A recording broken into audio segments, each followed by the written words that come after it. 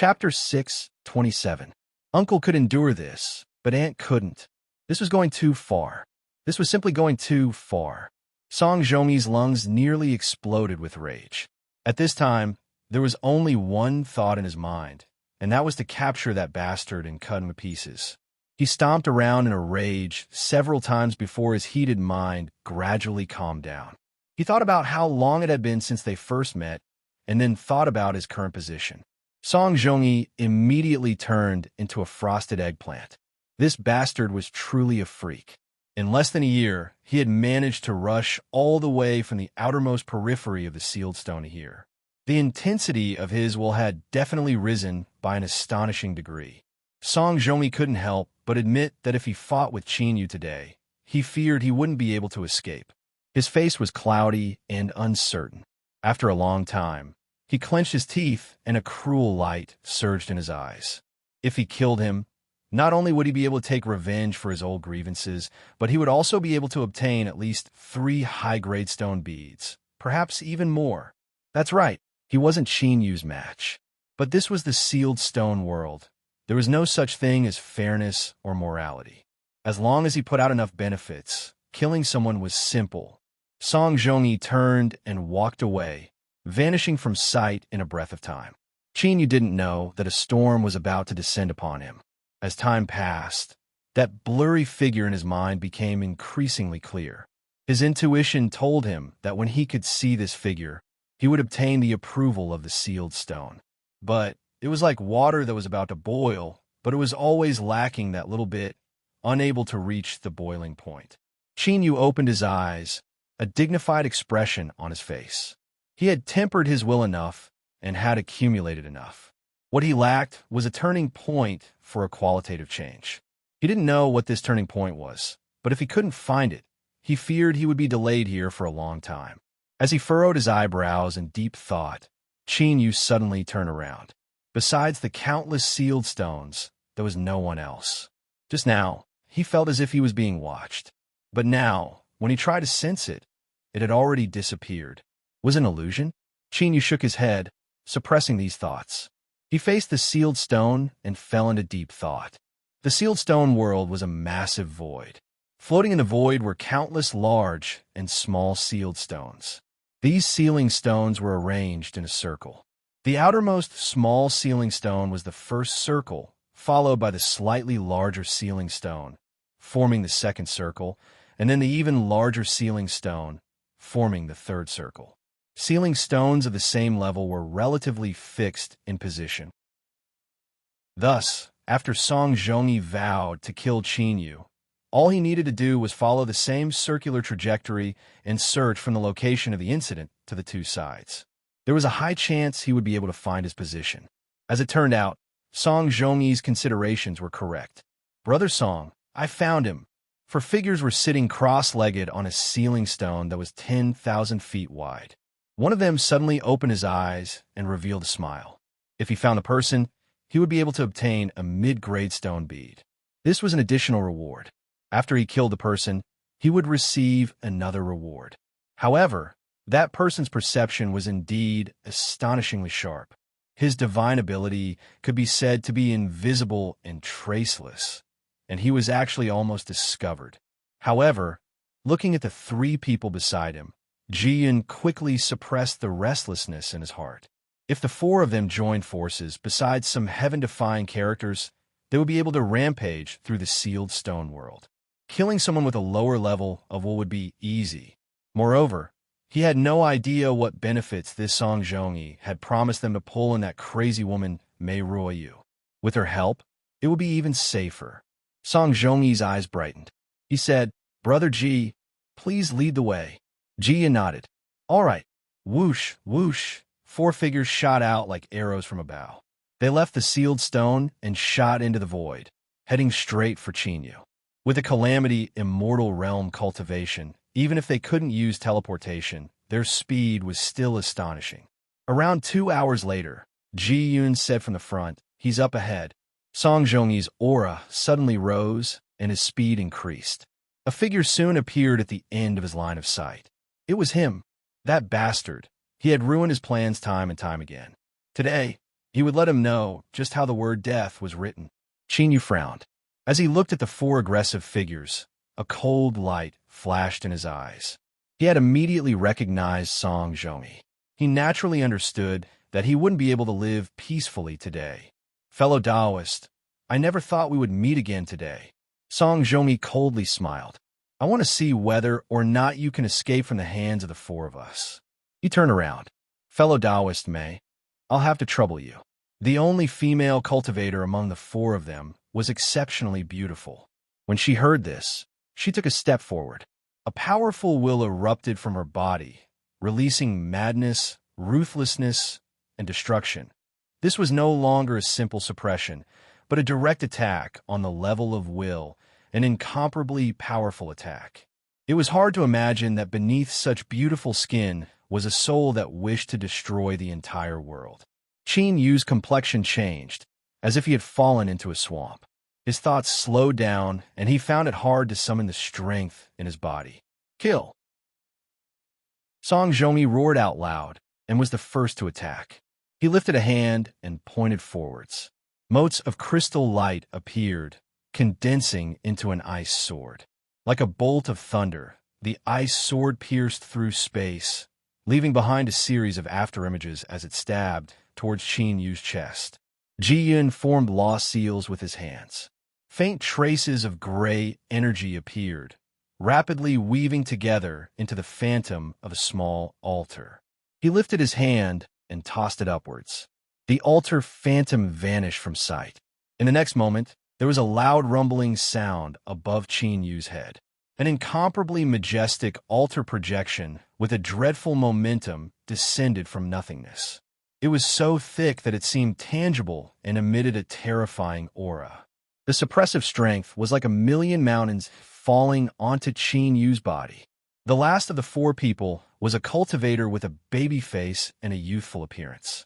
At this time, he faintly smiled and took out a flute, placing it to his lips and blowing into it. There was no sound of the flute, but his expression was one of infatuation. His eyes closed, as if he had fallen into a temple of music. In Chin Yu's mind, the sounds of swords, spears, and halberds colliding rang out. Countless lights superimposed on each other, as if he were personally on the battlefield.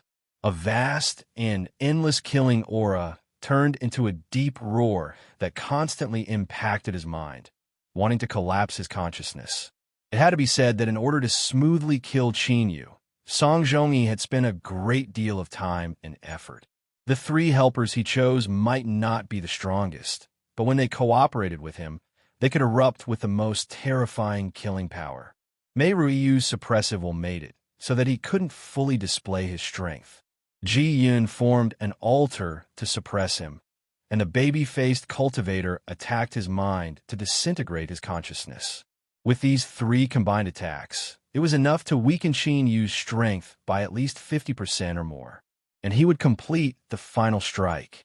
The seemingly common-looking ice sword was a reward that Lord Arctic Flame had bestowed upon him after he had performed a great merit. It contained a faint killing intent.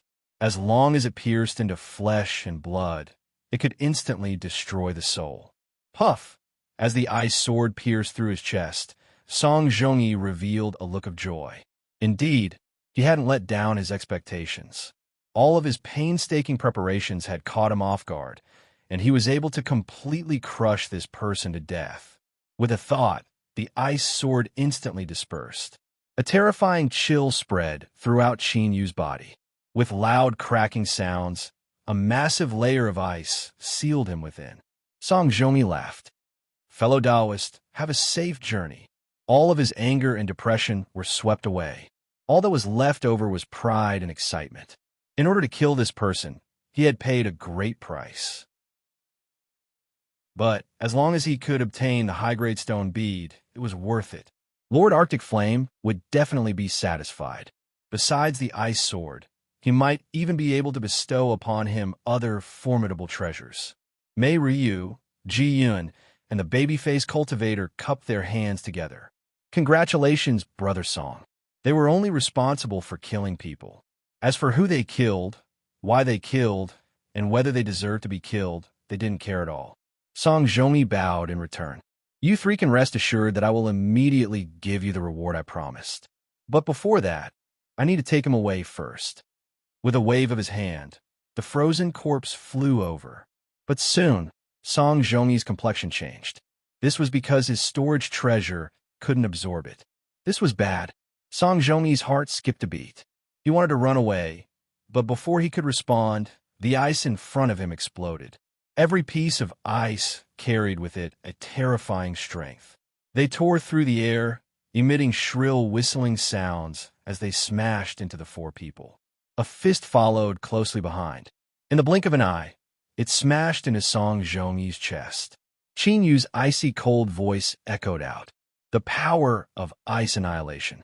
I once saw someone far stronger than you. Bang! With a loud explosion, Song Zhongyi's chest caved in. The sound of bones breaking caused one's scalp to tingle. His body was sent flying away. Blood wildly gushed out from his nose and mouth, mixed with pieces of dark brown organs. Qin Yu's all-out punch had thoroughly destroyed his mortal body. Wild strength swept out. Bones, flesh, organs, and everything else began to rapidly wither like flowers in midwinter. Qin Yu took a step forwards, catching up to Song Zhongyi's collapsing body in midair. He lifted a hand and thrust a finger between Song Zhongyi's eyebrows. Ah! A pained soul howled in everyone's hearts. As Qin Yu drew back his finger, a translucent soul phantom that had been pierced through by his fingertip was forcefully pulled out from between Song Zhongyi's eyebrows. This was a miniature version of Song Zhongyi. With a calamity, immortal realm, cultivation, and a formidable will, his soul was able to condense into a semi-tangible state. Even if his mortal body died, as long as his soul was intact, he could quickly seize a new body and complete his resurrection. But now, Song Zhongyi no longer had this chance. Since Qin Yu had decided to kill him, he wouldn't leave any room for mercy. Forgive me, forgive me. Song Zhongyi's soul pitifully begged. But as he saw Qin Yu's icy cold face not soften at all, his expression soon became fierce. I am Lord Arctic Fire's subordinate, and I am sheltered by Lord Arctic Fire. If you kill me, you will inevitably suffer Lord Arctic Fire's revenge. Qin Yu's eyes flashed. He finally understood why Song Zhongyi and the others had come looking for him today. Arctic Fire. It was Arctic Fire again. This seemed to be an extraordinary character. But so what? Since he had attacked today, there was no room for reconciliation. Qin Yu didn't believe that he would obtain Song Zhongyi's gratitude after letting him go. If that was the case, then he would kill him. Bang! Song Zhongyi's soul was torn apart by a formidable strength. Then, all of the soul fragments howled into Qin Yu's palm. After the cosmic sea-cross bell awakened, it had been complaining that it was hungry. It should be satisfied with the soul of a calamity immortal. However, the process of killing Song Zhongyi was smoother than Qin Yu imagined. It seemed that this calamity immortal realm cultivator was a level weaker than the calamity immortals of the outside world. This was an illusion. The sealed stone world itself was broken and incomplete. If one became a calamity immortal there, they wouldn't be able to completely control the rules, and their strength would be correspondingly weakened. Ran, Mei Ryu, Ji Yun, and the baby-faced cultivator all turned and fled without hesitation. He had withstood Song Zhongyi's ice sword strike, and was even able to instantly kill him. Just how terrifying was his strength? Even if the three of them joined forces, they still didn't have the confidence to fight him. They were all experienced veterans. Even if they fled in panic, they still chose a direction and erupted with their fastest speed. As for who lived and who died, that would depend on their luck. Qin Yu was expressionless. He stepped forwards. The baby-faced cultivator's complexion changed, and he cursed inwardly. Why was it him? But this question clearly wouldn't be answered. The baby-faced cultivator stuffily coughed, and his complexion instantly paled. Bang! A layer of blood-red flames broke out from his body, wrapping around him. In that instant, his speed rose by several times. Song Zhongyi was absolutely stronger than him. In other words, as long as he was caught, he would die without a doubt. In the face of death, nothing else mattered. Qin Yu's pupils shrank. He shouted out, "Mimi!" Within his soul space, the cosmic sea-cross bell flashed with light, and the beautiful figure of a little girl appeared. Between her chubby hands was a round bead. "It's here." She raised her hand and bit her lips. "Chinyu, you absolutely cannot fail. Don't let him run away." A majority of Song Zhongyi's soul force was here. If it weren't for the fact that she wanted to win with a small advantage, she would never have agreed to cooperate with Chinyu. She clenched her teeth and threw out the bead. Shwa! The bead appeared between Chinyu's fingers on its own. Without hesitation, he gripped it tightly. With a loud cracking sound, like a broken egg, a horrifying soul attack instantly erupted. Bang! In that moment, all living beings within 3,000 miles felt as if a rusty iron nail had ruthlessly pierced through their souls. The baby-faced cultivator in the blood-red light, as well as Mei Ruiyu and Ji Yun in the other two directions, all cried out in pain. Their fleeing bodies froze, and they plummeted to the ground like birds that had been shot. Qin Yu's figure instantly moved. His feet slammed into the ground, and there was a deep rumbling sound in the void. Faint traces of faint fluctuations appeared, and a powerful counterforce acted on his body. His entire body was like a cannonball as he smashed into the falling bloodlight. A fist punched out, and the dazzling blood-red light was pierced through. The baby-faced cultivator's face was filled with panic and despair, but he wasn't able to move at all. Qin Yu's fist smashed into his chest, piercing through his flesh and bone.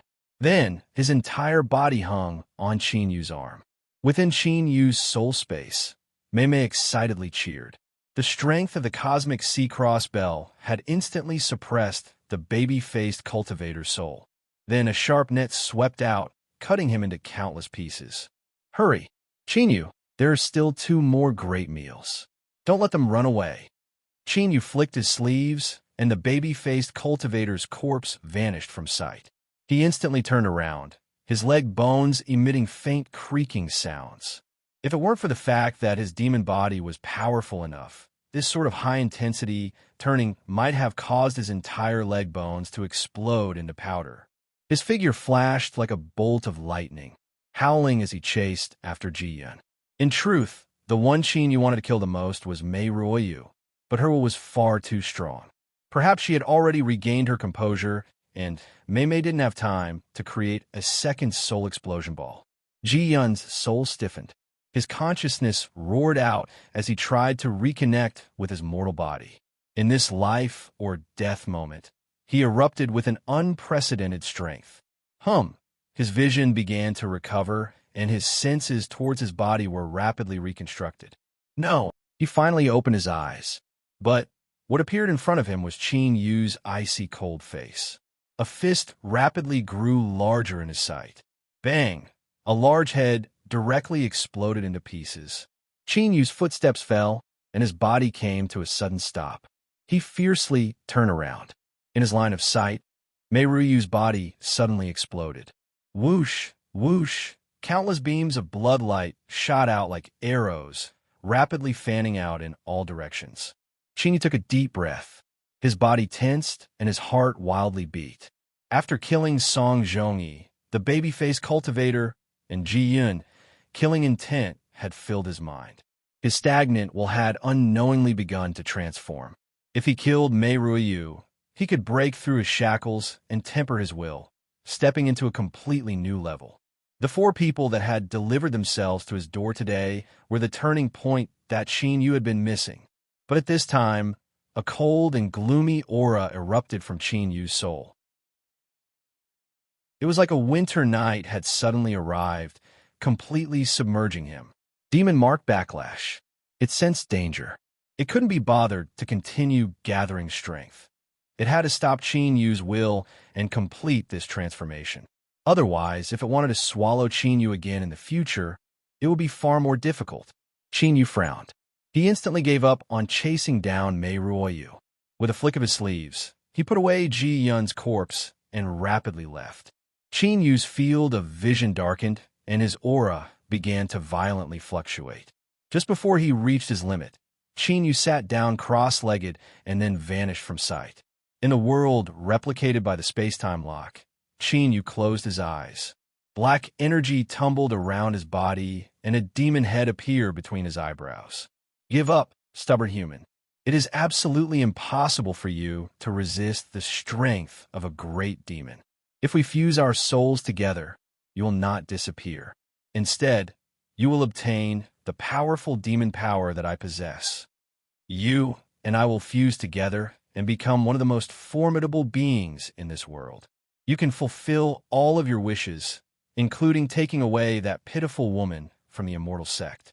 I can help you suppress the strength of the sublime, lost emotion code. As long as you agree, you can be with her forever. Do you hear me? Immediately give up resisting and do not attempt to contend with me. Otherwise, you will lose your final chance. Temptation, threat, and the roars of the demon mark reverberated through the soul space. Qin Yu revealed a pained expression. One could clearly see black lines drilling out from the demon head between his eyebrows, constantly spreading outwards. When these black lines covered Qin Yu's entire body and connected together, the demon mark would complete the consciousness swap. It would forcefully suppress Qin Yu's consciousness and obtain complete control over his soul. This was the method it had prepared for Qin Yu after several months of silence and accumulation. But because it had hastily erupted today, there were still flaws. Otherwise, the demon mark wouldn't have wasted so much time trying to weaken Qin Yu's will to resist on a psychological level. Seeing that Qin Yu didn't seem to be moved at all, the demon mark roared again and again, finally tearing apart its disguise. Petty bug, the demon's strength will definitely erode your soul. At that time, I will turn you into a demon slave and make you live in pain for all eternity. I will ruthlessly torture you. I will use every method at my disposal to make you taste all the pain in the world. I will make you cry out in despair and tremble. I am incomparably looking forward to seeing you fall to your knees and howl in pain. Believe me, that day will soon arrive. Within the copied world, Qin Yu suddenly opened his eyes. He slowly said, "You are afraid." The demon mark's voice suddenly stopped. Then it wildly laughed. "You little bug, what did you say? Are you trying to make a joke? You are afraid." Qin Yu repeated this a second time. "Shut up. I am a great demon, the ruler of the strength of the dark side. My innate ability is to play with souls. From the day I fused into your body, your soul was destined to belong to me. You are afraid." The third time, Qin Yu's lips curled up. On his pale face, there was even a faint smile. He shook his head and closed his eyes, as if he didn't want to argue about this matter any longer. This sort of matter-of-fact attitude, as if he had grasped the truth, caused the demon mark to fly into a rage. It wildly roared. Unfortunately, it couldn't obtain a response from Qin Yu. After a long time, it fell silent. But between Qin Yu's eyebrows, the black lines that drilled out from the demon head began to grow even faster. It used its actions to respond. But in the end, after a day and night of stalemate, the demon mark exhausted all of its strength. On the surface of Qin Yu's body, the black lines retreated like a tide. They shrank back into the demon head and then vanished from sight. His black robes were soaked with sweat. Qin Yu opened his eyes. They were dark and gloomy, revealing a deep weariness. His taut heart relaxed. At this time, he didn't even want to move a finger. He focused his senses and determined that the demon mark had fallen silent. Then, he fell backwards, falling into a deep sleep before he even touched the ground. This was the strongest backlash the demon mark had experienced so far.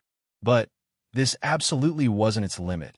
An even greater challenge was waiting for Qin Yu.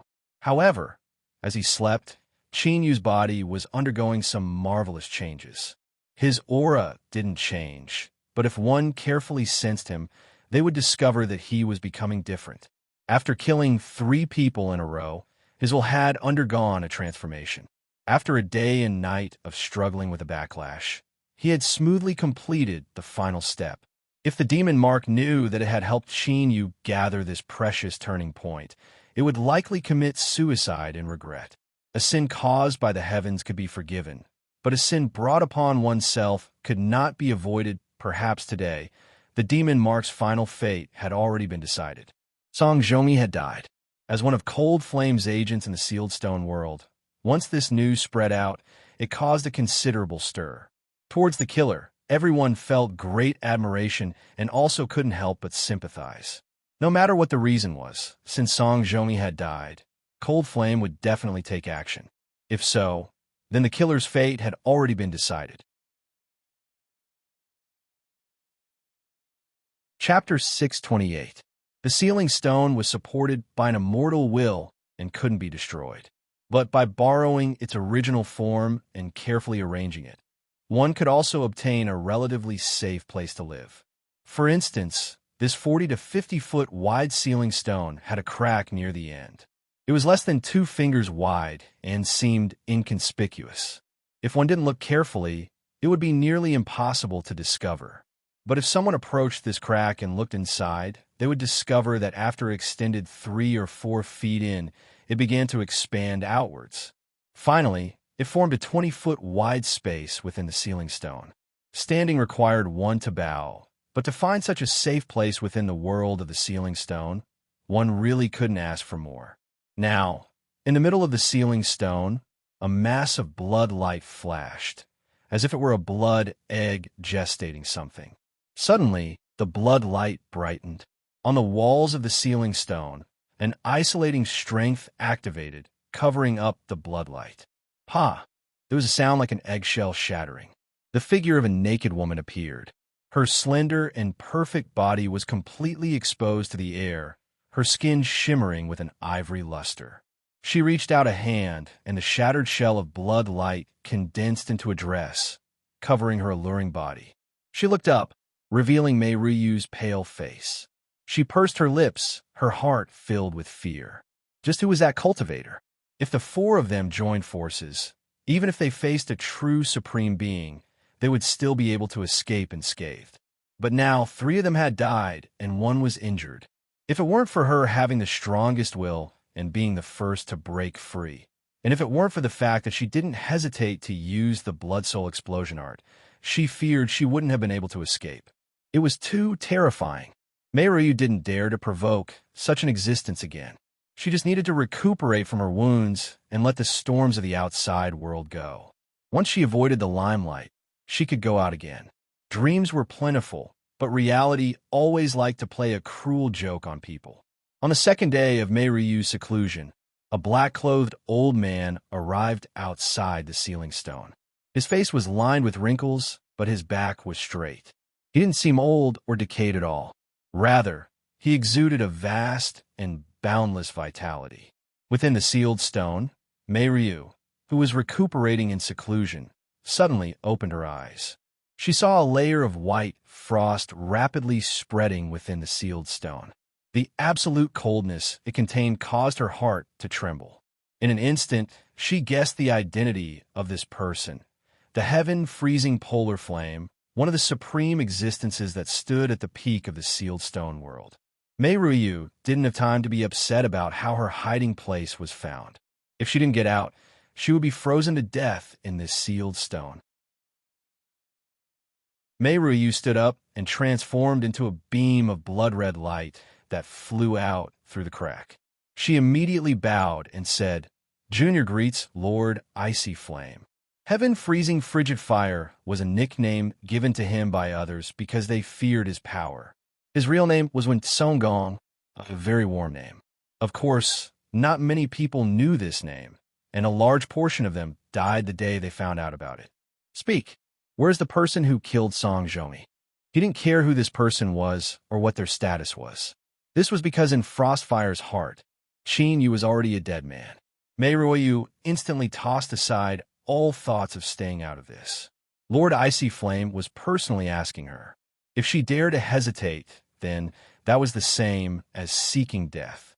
Lord Icy Flame, Junior doesn't know much about the killer, but this person is using the sealed stone to temper his will. Fellow Taoist Song Zhongyi relied on this to find his whereabouts. Frostfire suddenly said, "From this day forth, you will receive my protection and replace Song Zhongyi's position. Mei Ryu, are you willing?" Mei Ryu fell to her knees. Subordinate greets Lord. Frostfire lightly said, "Come with me." He didn't care about Song Zhongyi at all, but he needed an explanation for this matter. Otherwise, who would be willing to risk their lives for him in the future? As one walked deeper into the sealed stone world, they would discover that just relying on a single person's strength was an extremely troublesome matter. In the world replicated by the space-time lock, Qin Yu's fingers moved and his eyes slowly opened. After a brief daze, he quickly regained his focus. But at this time, he suddenly froze. He lifted his hand and looked at his own fingers, as if he had discovered something unbelievable. After carefully sensing his surroundings and confirming that he hadn't made a mistake, a strange expression crossed Qin Yu's face. Soon, he figured out the reason, and then he reared back his head and laughed. His laughter rolled out like waves, filled with joy and satisfaction. If that fellow with the demon mark knew this would happen, would he be so annoyed that he would tear off his head and kick it like a ball? The complete transformation of his will meant that Qin Yu's cultivation had stepped into a new level. Without accident, he would advance by leaps and bounds. The stronger he was, the lower the chances of the demon mark's backlash would be. Impatience surged in his heart. Qin Yu took a deep breath and sensed that there was nothing wrong with the outside world. Then his thoughts stirred, and he dispersed the replicated world. Shua, his figure appeared. As he looked up, he immediately locked onto a giant sealed stone. He strode forwards and entered the range of the sealed stone suppression. His feet paused for a moment, and he smiled. This was because to him, this suppression was no different from a gentle spring breeze. It had no effect at all. Qin Yu closed his eyes. Within his mind, that blurry figure rapidly appeared, becoming increasingly clear. His face, his hair, his clothes, his straight back, his unyielding eyes, his incomparably tyrannical temperament, all of it appeared at this moment. Qin Yu's mind trembled. He didn't know why, but he suddenly had an illusion that this figure was himself. Then, this absurd illusion was like a seed that took root and sprouted in his mind, growing wantonly. After a lie was told 10 times, there was a chance that others would believe it. And with a strong psychological suggestion, it could even change one's subjective consciousness. Qin Yu fell into chaos. He felt that this figure in his mind was becoming increasingly familiar, and even the temperament of his appearance was the same as his own. Could I be this person's reincarnation? The moment this thought appeared, an angry roar sounded out in Qin Yu's mind. An ancient and boundless aura swept out, carrying with it a strong aura of time. The motionless figure suddenly turned his head, a dignified look in his eyes. Ancient, a deep shout sounded out, containing an irresistible will.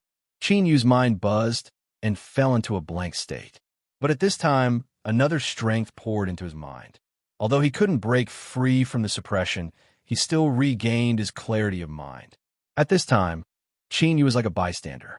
He stood high in the skies, overlooking everything that was occurring in the world of his mind.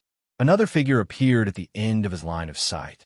He stepped forwards, each step causing the earth to tremble and pained groans to echo out. The giant's body was endless and towering. His shoulders were as high as the heavens, like a divine mountain that supported the heavens. Ancient race. This was the inheritance of the ancient race that Qin Yu had obtained. As a powerful and proud ancient race, they would never allow the inheritor of their will to be assimilated and tamed by others. I am the war race's 5th Chanyu. Across from him, the giant roared out, "Ancient." This was his race and also his name. Just this word alone was enough to represent everything. The giant lifted his hand and clenched his fist. An incomparably wild strength erupted from his body like a volcano. The war race's 5th Chanyu had a solemn expression. Facing this heaven-shocking fist, he didn't have any intention of dodging. He lifted his hand, clenched his fist, and met it. From a very start, both sides engaged in a frontal battle. This was because this wasn't a true battle, but a collision of their wills. There was nothing fancy about it, only a contest of absolute strength. The strong would win, and the weak would be destroyed. Besides this, there was no other possibility. Qin Yu's mind instantly fell into a shaking of destruction. An incomparably wild strength wildly rampaged about. Luckily, his consciousness had already separated from his mind, and he was now in the position of a bystander. Otherwise, this sort of intense collision might have shattered his consciousness. What the ancient race giant represented was the unyielding inheritance of the ancient race. They were born to support the heavens and earth, and even after death, they wouldn't fall. As for the fifth Chanyu, what he possessed was a formidable will that fought the heavens and earth, one that ruled over all else. To a certain degree, both sides had reached the pinnacle of themselves, to exist eternally in the world, to be indestructible, to never fade away. But everything in this world had a limit. The so-called indestructible was bound to be limited to a very large range. If it continued to rise without restriction, there would come a time when it would break through this limit. At that time, it would inevitably be destroyed. The ancient race's inheritance was like this, and the war race's was also like this. Thus, as the two sides fought in Qin Yu's mind, it was inevitable that both sides would suffer losses. Motes of light flew out from the bodies of the war race's fifth Chanyu and the ancient race giant. The former was a pure silver white, proud and cold. As for the ancient race giant, it was a deep gray, a fusion of black and white. This represented that they could never be erased. The silver, white, and gray motes of light, even though they had separated from their main bodies, still maintained their powerful instincts. They were like falling snowflakes. As they fell, they didn't forget to kill each other. You bite me, I bite you. They hated that they couldn't swallow each other and transform each other into themselves. Beneath the hidden dome, the fifth Chanyu and the ancient race giant continued to battle. They were like two towering gods. Each time they collided, there would be thunderclaps. They didn't discover that the snowflakes that fell to the ground were slowly changing color, as if they were fusing together. That's right, they were fusing together.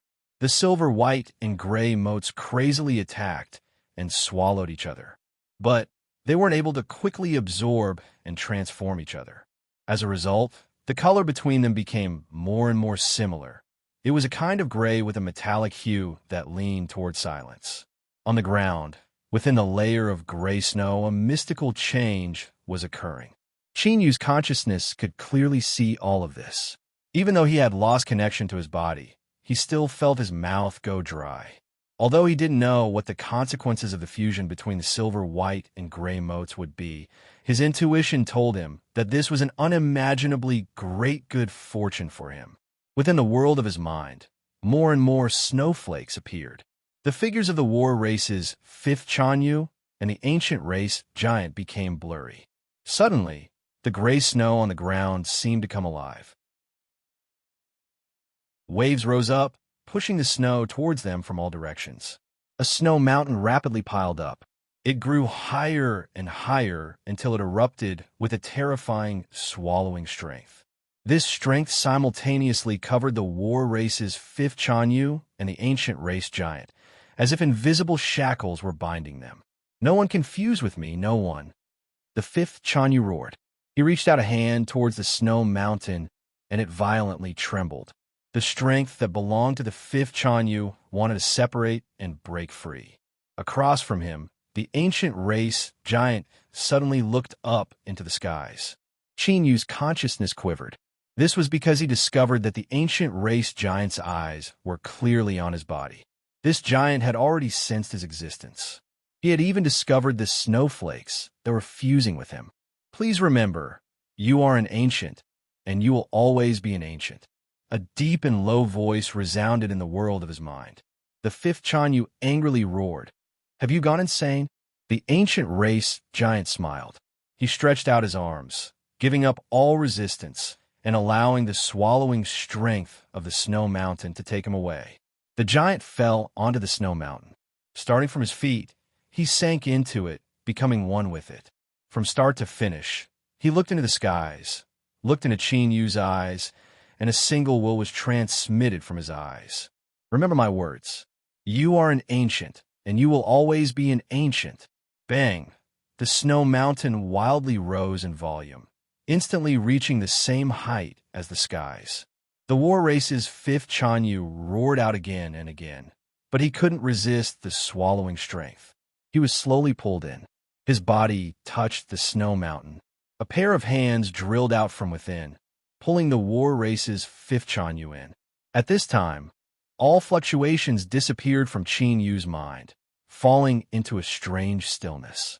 Thump, thump, the sound of a beating heart echoed out from the snow mountain. At first it was extremely weak, but it soon became stronger, like the beating of a great drum. Outside, in front of the giant ceiling stone, Qin Yu sat cross-legged with his eyes closed. His body seemed incomparably small amongst the many giant ceiling stones. But at this time, the feeling he gave off was incomparably lofty, like a divine god in the clouds, noble and inviolable. Hum, hum, the ceiling stone began to tremble. At the same frequency, it transmitted out a wild will. In the next moment, it completely erupted. The will was destroyed. A terrifying, annihilating strength smashed into Qin Yu's body. But at this moment, his body was like a silent and hard boulder. No matter how the waves struck him, he didn't move at all, nor was he injured in the least.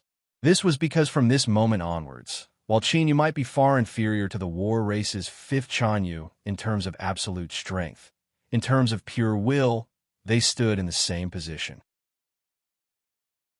In the world of consciousness, the snow mountain suddenly collapsed. A figure walked out from within. He wasn't tall, but it seemed as if he could step on the world beneath his feet. He wore black robes and stood tall and straight. His appearance was completely the same as Qin Yu's. Shua. Qin Yu opened his eyes. A brilliant divine light flashed in them, like two stars in the night sky, attracting the attention of all. An indescribable temperament exuded from his body, as if he were one with the heavens and earth, as if he had transcended the heavens and earth. No matter how much time passed, no matter how much the world changed, it was impossible to erase him. This was an absolute and pure strength of will. This was a change that no one expected.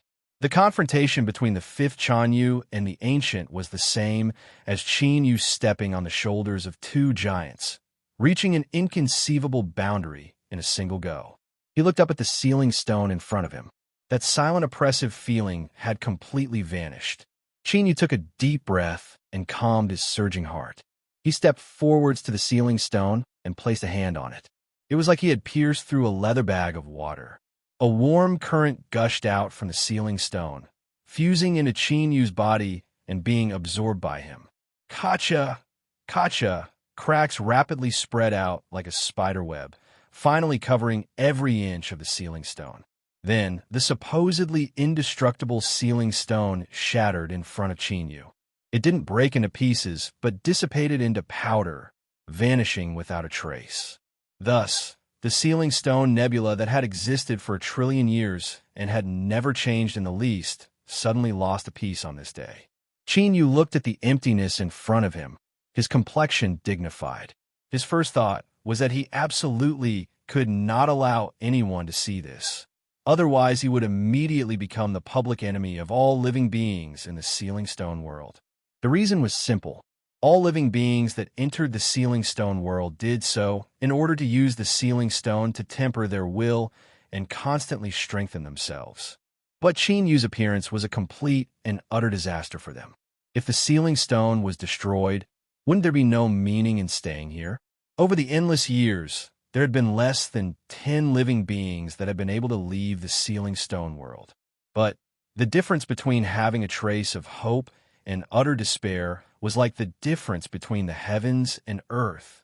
No, it wasn't that he couldn't be seen by others, but that he couldn't directly destroy the ceiling stone in the future. Otherwise, if this sort of emptiness appeared too often, it would inevitably be discovered by others. Qin took a deep breath. He turned and flew to another ceiling stone. After preparing for several breaths of time, he slowly reached out a hand and pressed it down. In the next moment, a flow of heat gushed out once more. He roared out in his heart, "Stop!" The flow of heat that gushed out came to a sudden stop. The ceiling stone trembled several times before finally preserving itself. Qin, you compare the heat flow that had been absorbed. There was only 20 to 30% of it left. Although the sealing stone was intact, the will suppression it possessed was only 20 to 30% of what it originally was. He relaxed a little. It was fine as long as the sealing stone could be preserved. Even if someone discovered that the will contained within it had weakened, it should be able to delay for some time. He hoped that this period of time would last as long as possible. Every day that passed, Qin Yu's strength would clearly rise. This was because to him, the sealing stone world was a hunting ground filled with food. As long as he could digest it, he could eat to his heart's content. Looking at the endless sealing stone, Qin Yu's eyes blazed with anticipation. Time was precious, and he couldn't waste it. Then, let's begin. The sealing stone was like a mountain, and the palace was built atop it. At this time, this massive palace was covered by an invisible pressure and deathly silence. Mei Ryu stood behind Frostflame, her complexion becoming increasingly pale. 5 days had passed. Countless cultivators had flocked to search for Qin Yu, but even now, they hadn't been able to find any trace of him. He was like a mass of fog that had evaporated from sight. In particular, during these 5 days, for some unknown reason, several regional willpower destruction had erupted. Frostflame's group of cultivators had terrible luck, and they had suffered heavy losses twice.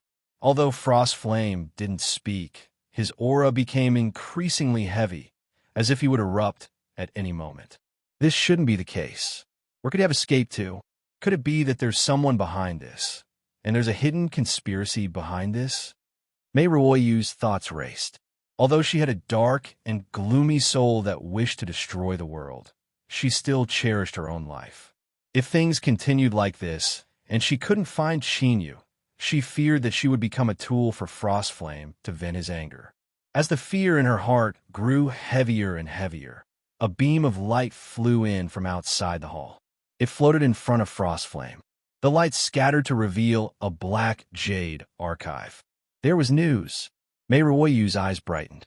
Frostflame reached out a hand and took the jade slip. In the next moment, his eyes flashed open, and he said, "Mei Ruoyu, are you sure that the place where you fought with that person that day was correct?" Mei Ruoyu was stunned. She hurriedly said, "My lord, this subordinate is willing to use my head as a guarantee that I absolutely won't lie to you." A cold light rose in Frostflame's eyes. With a loud crack, the jade archive in his hand shattered into powder. He stood up, his voice low and horrifying. "Interesting. I'm really interested to know which old friend is scheming against me." Qin Yu's whereabouts had been discovered. He had gone 1,000 miles deeper than the place Mei Ruoyu had mentioned. It seemed like an unremarkable distance, but this was the sealed stone world. Every step towards the center required a tremendous amount of effort. In a short 6 days, no one had been able to accomplish this. Then there was only one explanation. The person who killed Song Zhongyi had emerged from the depths of the sealed stone world. With a flick of his sleeves, Frostflame wrapped Mei Ruoyu up and stepped forwards. His figure was like a bolt of lightning, his speed beyond imagination. No matter who his opponent was, he had the confidence to face them. If he didn't even have this much confidence, then he wouldn't be worthy of being called the heaven-freezing, frigid flame. Perhaps he had been too quiet these past years, and some people had already forgotten the strength and might he possessed. Then, he would take advantage of this chance to let everyone clearly see that he, the heaven-freezing frigid flame, Wen Tsonggong, hadn't aged yet. Qin Yu was expressionless. He looked at the 2 shivering cultivators kneeling in front of him, his eyes cold. "You've been spying on me for a long time. Are you here for me?" He paused for a moment and then continued, "Heaven-freezing frigid flame?" Seeing the 2 people stiffen, Qin Yu nodded. It really is him. In this great figure he had never met before, actually had some sort of relationship. As soon as he entered the sealed stone world, he encountered his subordinates trying to steal the stone bead. After that, the several conflicts that occurred were mostly related to this person. Now, this person had come to find him. Without saying anything, it was obvious that it was because of the death of Song Zhongyi and the others. Not to mention right or wrong, one had to bear the consequences of killing someone. Rather than being entangled in this mess, it was better to settle everything once and for all. If he could kill Frostflame, then no one would disturb him for a long time. Time was precious to the current Chinyu. He didn't want to waste any energy on something like this. Taking a step back, even if he couldn't kill Frostflame, this battle would be the best chance to test his current strength. He wanted to see just how strong he was compared to the peak great figures in the sealed stone world. Qinyu's eyes flashed. He lightly said, "Send a message to Frostflame that I don't have much time. Have him hurry." The two terrified cultivators were stunned. They had lived for so many years, and this was the first time they had seen such an arrogant character. Did he really not know just how terrifying Lord Frostflame was?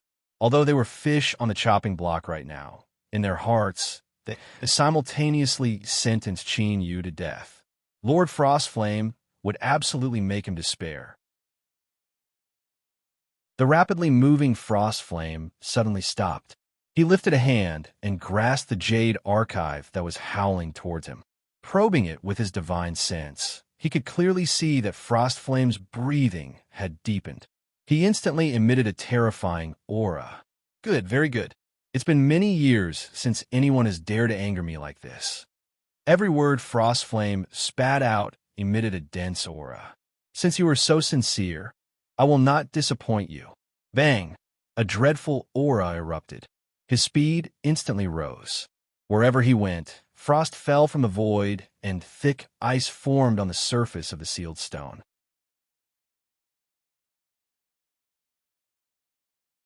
Chapter 6:29. The temperature in the air crazily fell. Snowflakes appeared out of thin air, filling every corner of one's vision in the time it took to breathe. Every snowflake contained the power of absolute frost. Once it came into contact with any external object, it would instantly explode. The two cultivators kneeling on the sealing stone had just revealed a look of joy on their faces when it turned into deep fear and despair. As the snowflakes fell on their bodies, the icy cold aura instantly destroyed all of their vitality. Ice rapidly spread and thickened, wrapping around their corpses and turning them into two ice sculptures. "He's here." Chinyu opened his eyes. His gaze pierced through the snow and fell onto the approaching figure.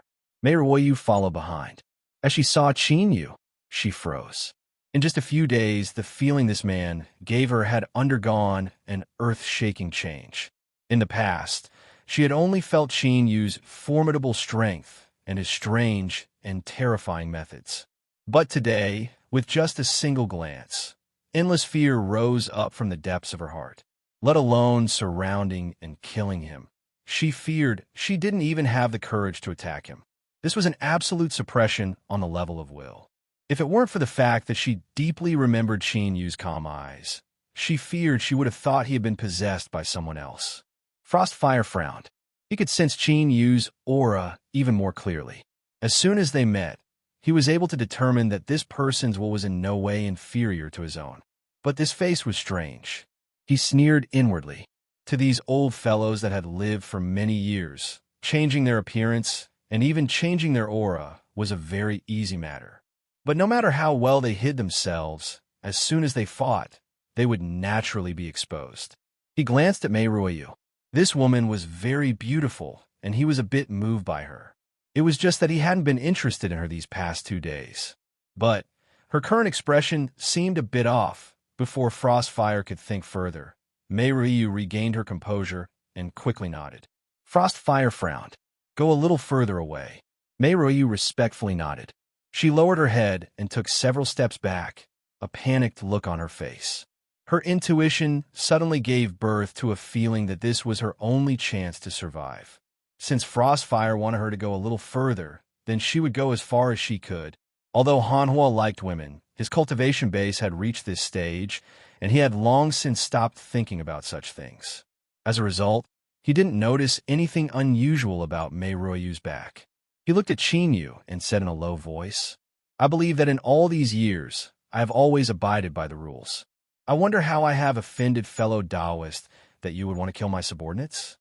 Chinyu shook his head. "I don't know you." Icy Flame frowned. "In this place, you and I are facing each other. Fellow Taoist, There is no point in hiding anything. Qin Yu lightly said, "That is the truth." Hanhua's frown deepened. It didn't seem like he was lying, but since he didn't know him, why was he making things difficult for him? He felt that things were a bit different from what he had imagined. Just as he was about to say something, he was interrupted by Qin Yu. "Your Excellency Frostflame, please enlighten me." The formidable aura within Qin Yu's body wildly erupted. The air thickened, and an invisible oppressive strength descended. Cold Flame coughed, and his complexion paled. "You killed my subordinate cultivators. Fellow Taoist should give me an explanation." Did she think he was afraid? Ridiculous. The pride of a powerhouse left him disdainful of saying anything more. Cold Flame lifted a hand and pointed forward. Between the heavens and earth, the tumbling snowflakes suddenly fell still. He wanted him to attack, but the truth was that he had already made his move the moment he arrived. Of the still snowflakes, each one was a node. These countless nodes connected together, forming an array formation that sealed the world in ice. Moreover, this array formation secretly contained the great Tao of nature and the heavens and earth. It contained an endless might. Unless a strength suddenly erupted that surpassed the limits of what it could withstand, only then could the array formation be broken. Otherwise, one would be suppressed within until their strength was exhausted and they were corroded to death by the cold. With the world sealed in ice, Qin Yu was naturally no exception. The heaven-freezing frigid flame truly lives up to its reputation. As he praised, Qin Yu lifted his arm. As he moved, intense cracking sounds rang out one after another. Cracks appeared all around his body, distorting light and causing Qin Yu's figure to turn blurry. Cold Flame's pupils shrank. As the saying went, one tiny clue was enough. From Qin Yu's casual movement, he could sense the terrifying strength he possessed. This great ice-sealing array formation couldn't trap him. Cold Flame sucked in a deep breath. In his heart, he raised Qin Yu's threat level by another level. He stepped forwards and pressed his hand down. The array formation he laid down naturally didn't imprison him.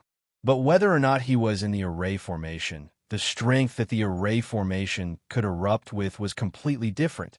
As his palm pressed down, snowflakes lit up. Crystal clear light rapidly spread out, connecting together to form a giant palm. Qin Yu was beneath this palm. He raised his head and swung his fist to meet the incoming hand. Bang! A muffled roar came from the world, followed by a violent shaking. The floating ceiling stone hummed as it withstood the impact of the strength. Countless cracks erupted from the point where the two sides collided. They rapidly spread in all directions, covering the entire array formation. Qin Yu reached out a hand, and the cracks in the skies exploded. Countless shattered ice crystals were swept away by strong winds, turning into silver white. Cold Flame's complexion became increasingly grim. At this time, he could confirm that this cultivator in front of him wasn't someone he knew. Could he really be a newcomer that had just entered the world of the sealed stone? But how could that be possible? From the time he came into conflict with Song Zhomi, less than a year had passed. It was impossible for him to have passed the sealed stone's test and come here. But he was here. A burning heat gradually appeared in the depths of Cold Flame's eyes. If there was an abnormality, there must be a demon behind it. And if he could obtain this demon, then not only might he be able to solve his puzzles, but he might even obtain a lucky chance. Please remember, I am Cold Flame who freezes the heavens. My name is Wen Songgong. Qin Yu smiled. Fellow Taoist, one seems to be very confident. Cold Flame lightly said, "You will know soon enough." Although words were useful, what truly determined the overall situation was always absolute strength. He stepped forwards. This was originally a trump card I prepared to increase my ranking. But my intuition tells me that I won't regret using it on you. The reason I was able to live to this day and have my current cultivation is because I have relied on several critical moments to make judgments based on my intuition. I hope that my intuition is still correct this time. If so, I ask you to die. Cold Flame lifted his hand. Faint threads of ice gushed out from his fingers, weaving together and turning into an ice spear. As the ice spear condensed, Cold Flame's face rapidly paled. Even the palm that held the ice spear began to be covered in ice and snow, rapidly spreading up his arm. This would cause a backlash and injury to the person who used it. In particular, the one who used it was someone like Cold Flame, someone with a profound cultivation. The might of this ice spear could be imagined. Even before it shot out, Chinyu felt as if he had fallen into an icy lake. And this horrifying chill seeped into his flesh and blood, reaching all the way to his marrow. In fact, Chinyu's soul even began to shiver. This wasn't fear, but an instinctive reaction to this absolute chill. Cold Flame took a step forwards and bent his knees. He leaned backwards and thrust out his arm. Whoosh! The ice spear was like a phantom. It instantly pierced through space, arriving in front of Chinyu. In the void behind him, the phantom of a world of ice and snow appeared. Everything was pure white, and one couldn't see the end of it. Giant snowy mountains pierced through the horizon with a cold and aloof attitude. To use the strength of a single strike to affect reality and form a world projection. This was the manifestation of strength reaching the limit. Chinyu's complexion darkened. With a loud shout, he stepped forwards and punched out with his fist. Roar! Within the world of the sealed stone, a deep roar sounded out. It seemed to cross the river of time and carried with it the boundless aura of the endless wilderness. Unwilling, unyielding, unyielding, unyielding, struggling against the heavens and earth. A terrifying figure appeared behind Chinyu. Its feet stepped on the earth, its head in the skies, its eyes like the sun and moon, its aura wild and violent, looking down on all directions. Synchronizing with Chinyu's movements, the terrifying figure lifted its arm and punched out with an incomparably large fist like a mountain. The inheritance of the ancient race. Originally, this strength of inheritance had been in a dormant state. This was because with Chinyu's current cultivation, he wasn't able to activate it. But after the ancient race inheritance fused with the war race's fifth Chanyu's will, both sides had transformed into a strength that Chinyu could control, and the ancient race inheritance had been unsealed. Transforming into the ancient race was the ultimate combat form. In order to prevent his identity as an ancient from being revealed, Chinyu wouldn't use it unless he was in a life or death situation. But this didn't mean that he couldn't use the strength of the ancient race inheritance. For instance, although this punch seemed simple, the truth was that it summoned the phantom of an ancient ancestor. By fusing its strength into this punch, its might was similarly astonishing. The ice spear violently trembled. The humming sounds superimposed on each other, like a shrill howl. A small crack appeared on the spear point. It rapidly spread upwards until the end of the spear pierced through the entire shaft. Impossible! Cold Flame roared in alarm and anger. Bang! The ice spear shattered. The world of ice and snow behind it began to collapse and collapse. The snowy mountains that pierced through the horizon were cut in half. Endless stretches of snowy plains tumbled about, turning into a raging black sea. Chinyu's eyes suddenly shrank. This was because within this world phantom that was falling into destruction, he could see the existence of a life form. This was a giant ice crystal dragon. It roared as it flew out from a shattered ice mountain. Its giant eyes were filled with fear and anger. It swung its tail and soared into the skies, trying to escape the collapsing world. But in the end, it was sucked into the shattered space. This was only a world phantom formed from supernatural abilities, so how could there be a life form within it? But now wasn't the time to think about this. He suppressed this thought and looked at Cold Flame, a cold light flowing in his eyes. He never minded killing others, especially his enemies. If he didn't kill them when he had the chance, that was the greatest irresponsibility towards his own life. At this time, Cold Flame's appearance was incomparably miserable. The ice spear had shattered, the world of ice and snow had been destroyed, and he had suffered a terrifying backlash. Blood flowed out from every orifice of his head. The dark red blood was thick and viscous, smearing his entire face with a fierce and pitiful expression. Meeting Qin Yu's gaze, cold flames stiffened. An unprecedented shadow covered his entire body. Cold een, icy cold, and a despairing aura gathered together, finally turning into an extremely rich smell of death. Cold Flame wasn't unfamiliar with this smell, but this time was different. He suddenly felt that he wouldn't be able to escape today's calamity. His life's experiences flashed through his mind. Cold Flame straightened his back. His eyes were incomparably bright, like two masses of blazing flames. As a tribulation immortal cultivator, a powerhouse that had rampaged through the sealed stone world for hundreds of thousands of years, he had his own pride and dignity. Even death couldn't make him become petty and insignificant. Since he was going to die, he would die a glorious death. He would use all of his strength to draw a perfect end to his life. Qin Yu could feel the change in Cold Flame's aura. A trace of respect appeared in his eyes. There were trillions of lives in this world, but how many of them could face death head-on? Even if he was an enemy, he still deserved respect. A terrifying aura fluctuation erupted from Cold Flame's body. A layer of white flames appeared, wrapping around him. The flames blazed, but there was no heat at all. Instead, the temperature between the heavens and earth began to fall at an astonishing rate. The name of the heaven-freezing Cold Flame came from this scene. Unfortunately, this should be the last time it would appear in the world. I'm in Songgong. With a roar, the white flames instantly flourished. Cold Flame's body that was wrapped up within directly melted into it.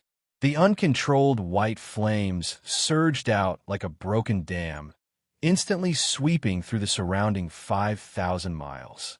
Within this range, everything was sealed in ice. The ice that formed was pure white without the least bit of impurities. Including all the sealed stones within 5,000 miles, the entire world turned into an incomparably massive block of ice. A calm voice echoed out from within the ice. I have already remembered your name. Fellow Taoist Wen Songgong, please have a safe journey. Mei Ruiyu ran 10,000 miles away before she stopped. She turned to look at the area that was covered by the sealed stone world, and her eyes filled with even more panic. If it had only been a trace of fear before, then now it had grown strong and healthy, turning into a black fog that covered the skies and submerging her mind. Every breath of time passed incomparably slow. The sound of her heartbeat became increasingly clear in her ears. Mei Ruiyu could clearly feel goosebumps forming on her skin. Suddenly, her eyes widened and she spat out a mouthful of blood. It was like an iron rod had been ruthlessly stabbed into her head, and she couldn't help but cry out in pain. The contract rune she had formed with Lord Cold Flame had now shattered and dissipated. There was no need to explain what this meant. Cold Flame had died. He had actually died.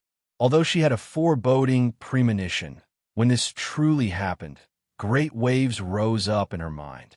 For a time, she even suppressed the pain she was feeling. Heaven-freezing Cold Flame. He was a character whose fame resounded through the highest heavens. Within the sealed stone world, he was a formidable existence that everyone knew of. But today, such a majestic mountain had collapsed without any warning. Endless fear filled Mei Ruiyu's eyes. This was especially true when she thought about how she had tried to surround him with Song Zhongyi and the others. Run. She didn't have a second thought. Right now, all she wanted to do was run as far away as possible and hide herself. But just as she turned around, Mei Ruiyu froze. From her widened eyes and the cold sweat that covered her forehead, it was clear this wasn't her original intention. Pa! A delicate bloody hole appeared between Mei Ruiyu's eyebrows. The light in her eyes dimmed, and her aura rapidly dissipated. Qin Yu stepped forwards. Fellow Taoist, Wen Songgong seems to be interested in you. Then, on the road to the Yellow Springs, I would like to ask you to accompany him. On this day, the entire sealed stone world fell into turmoil. Heaven-freezing Cold Flame had died, and all the cultivators that had formed contracts with him had been severely wounded. This news instantly spread out. The name of the mysterious black-robed cultivator swept through the entire sealed stone world in the shortest period of time. Countless people praised and revered him. But this sensational event soon lost its follow-up. This was because the mysterious black-robe cultivator that killed Cold Flame didn't appear to take over the influence he left behind. Instead, as the news spread out, he went into hiding and disappeared. Countless people guessed. Finally, they came to a conclusion. Even if Cold Flame was killed, the mysterious black-robe cultivator must have been severely wounded and had gone into hiding to heal. Perhaps he had even perished together with Cold Flame. Whether it was right or wrong, it was a fact that the mysterious black-robed cultivator hadn't appeared. After waiting for a period of time, the other supreme elders began to move, dividing up everything that Cold Flame had left behind. This process certainly wouldn't be too harmonious. A storm of blood and gore immediately rose up in the sealed stone world. And as this turmoil arrived, Qin Yu's figure appeared in a bustling trading market. This was an area where the sealed stones were close to each other. There was a sealed stone world every few hundred feet, and each sealed stone world had at most 3 or 4 stalls. A world with cultivators meant there was demand, and demand would inevitably drive transactions to appear. This was the place where the living beings of the sealed stone world came to exchange for what they needed. Over the endless years, the sealed stone world had already evolved its own set of survival rules. Some cultivators knew that they had no hope of cultivating the Great Tao. In order to survive, they had no choice but to make changes. For instance, farmers who specialized in growing spirit plants, refiners who specialized in refining artifacts, doctors who treated people, and of course, there were also women who sold their flesh and skin in exchange for a source of income. Thus, the trading market was bustling with activity. It was a prosperous scene, not dull or dull at all. Of course, in all transactions, the most basic and most popular currency was still the stone bead. It was the key to everyone surviving in the sealed stone world.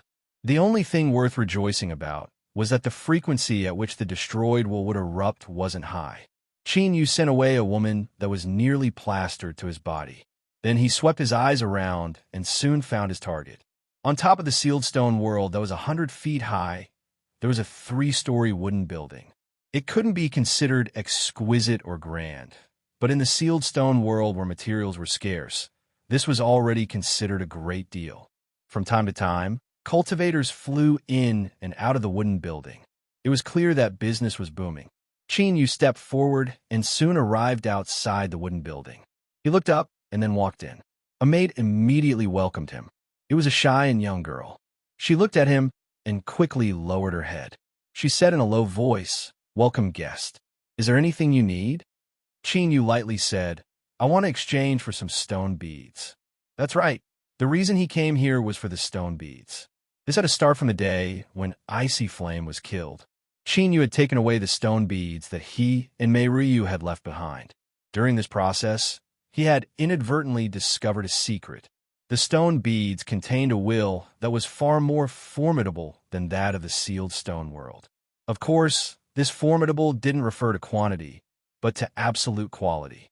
For example, if Qin Yu absorbed the strength of 3 sealed stones, he would be full. He could only wait for them to be digested before continuing to absorb, and the energy he would obtain would be 1. Then, absorbing the strength of 10 stone beads wouldn't be a problem. Moreover, each stone bead would provide him with energy far greater than 1. And the most important point was that absorbing the strength of the stone beads wouldn't leave behind any hidden dangers. This was what attracted Qin Yu the most. Although he had killed Icy Flame, and the process hadn't been too difficult, it was also because of this that Qin Yu didn't dare to be complacent. He didn't believe that he could easily reach the peak of the sealed stone world. Moreover, before Icy Flame died, he had said that the ice spear was a method he had prepared to attack the echelon. Although he didn't know what the so-called echelon was, it was clear that the sealed stone world still existed, a level that Qin Yu hadn't touched upon yet. The life forms on this level were absolutely terrifying. The main reason he spoke so much was to explain something. If there was a better method to enhance his will, Qin Yu would rather give up on the sealed stone world. That was simply far too dangerous. If he wasn't careful, he might draw calamity upon himself. Since the stone beads were the best choice for cultivation, Chinyu began to study them carefully. Without spending too much effort, he learned some general information from Cultivator. Thus, he came here. The young maid across from him hurriedly said, "Guest, please follow me." She turned and walked away. After several steps, she stopped, her face flushed red. I'm sorry. I went the wrong way." She looked as if she were about to cry at any moment.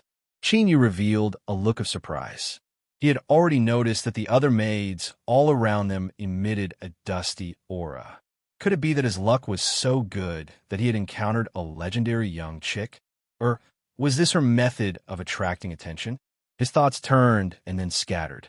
No matter what the truth was, he didn't care. He directly said, "It's fine. Lead the way." The young maid was moved to tears.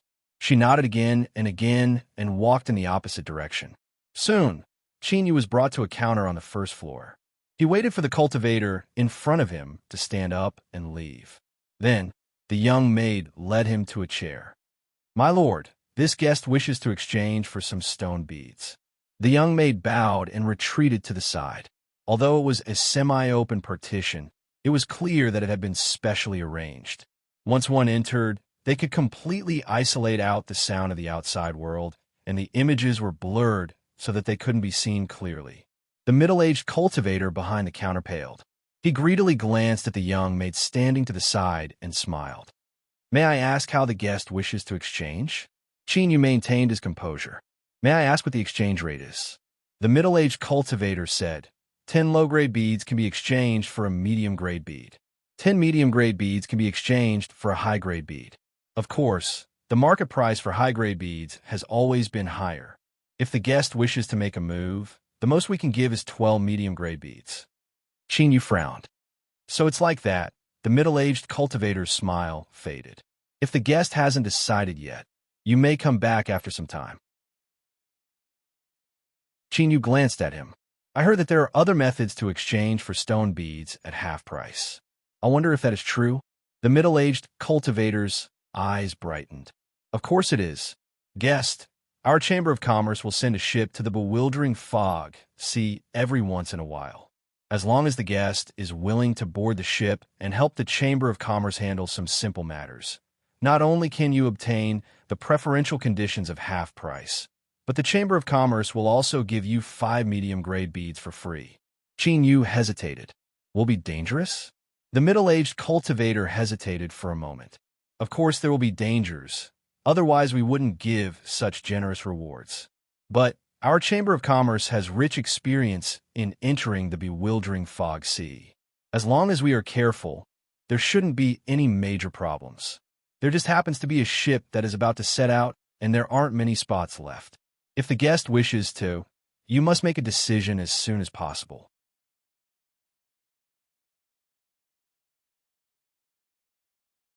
Chapter 630. The middle-aged cultivator brightly smiled. Guest, you absolutely won't regret your decision. I will immediately call someone to bring you to rest. He winked and then said in an ambiguous tone, in addition, the Merchant Association has prepared additional benefits for fellow Taoists on board. If any of the maids here catch your fancy, you can directly tell me. Until you board the ship, they will be your personal maid. Chinyu shook his head. There is no need. The cultivation method I cultivate doesn't allow me to be too close to women. The middle-aged cultivator had a strange expression. His eyes were full of sympathy. In his opinion, if he couldn't be close to women, then his life would be worse than death. Soon, a cultivator arrived and politely asked Chinyu to leave. The young maid was left at a loss for what to do before she was pulled away to continue entertaining other guests. On the third floor of the wooden building, on both sides of a long corridor, there were separate rooms. Just as Chinyu stepped onto the last step, a door not too far away suddenly opened and a nearly naked woman ran out. Her hair was disheveled, and her snow-white skin was covered in bruises. As she saw Chinyu and the cultivator leading the way, she screamed and threw herself at them. Save me! Please save me! There is a mad woman inside. Her screams were filled with fear. Whoosh! A rope flew out from the door and wrapped around the woman's neck. It pulled her to the ground and pulled her into the room. The woman's expression became even more panic-stricken. Her hands gripped the carpet so tightly that her nails broke off one by one. The air was filled with the smell of blood. "Save me, save me." The Merchant Association cultivator leading the way had a calm expression, as if he didn't see what was happening in front of him. When the door slammed shut, he smiled and gestured, "Guest, please follow me." He stepped on his broken nails and allowed his boots to be dyed red with blood. Then, he pushed open the door. "You can stay here for the time being. If you need anything, just ring the bell in a room. If it isn't necessary, it is best not to casually leave the room. I won't disturb your rest." "Oh, that's right. My name is White Deer. Before you board the ship, I will take care of everything here." He bowed and left. Chinyu entered the room and closed the door behind him. His ears immediately fell silent. He closed his eyes, and his divine sense quietly flowed out like a trickling stream, sweeping through every corner of the room. After several breaths of time, Chinyu's eyes flashed. He quietly glanced at a potted plant behind the door. "I hope my luck is good this time, and I can come back alive. Once I pay off this debt, I will never gamble again." Chinyu clenched his teeth and fell onto the deck, his breathing becoming long and steady. He had really fallen asleep. Tempering one's will was hard work.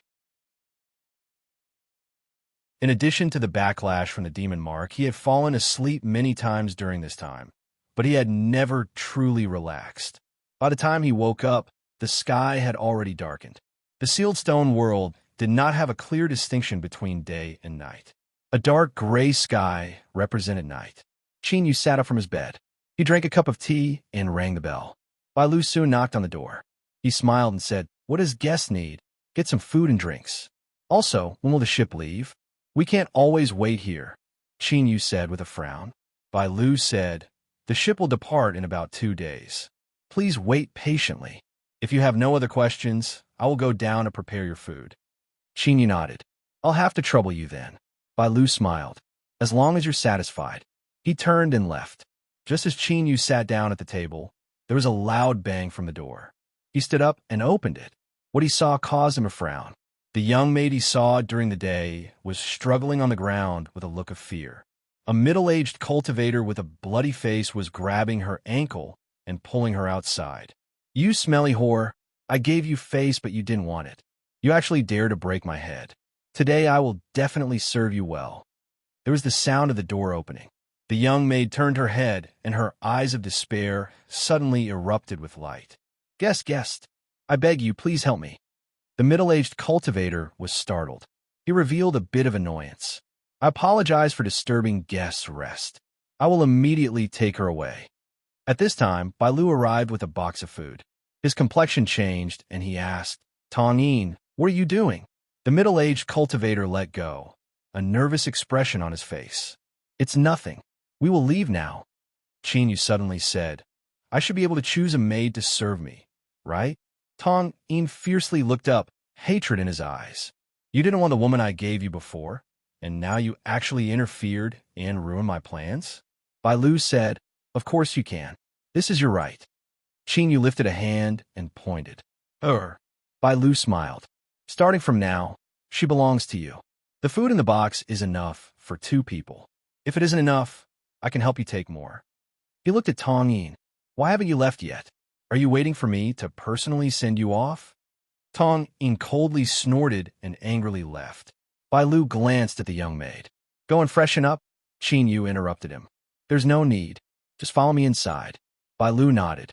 He passed the food box to her, gave her a meaningful look, and then bowed and excused himself. Chinyu looked at the young maid. "Come in." Carrying the food box, the pale-faced young maid bit her lips and followed in.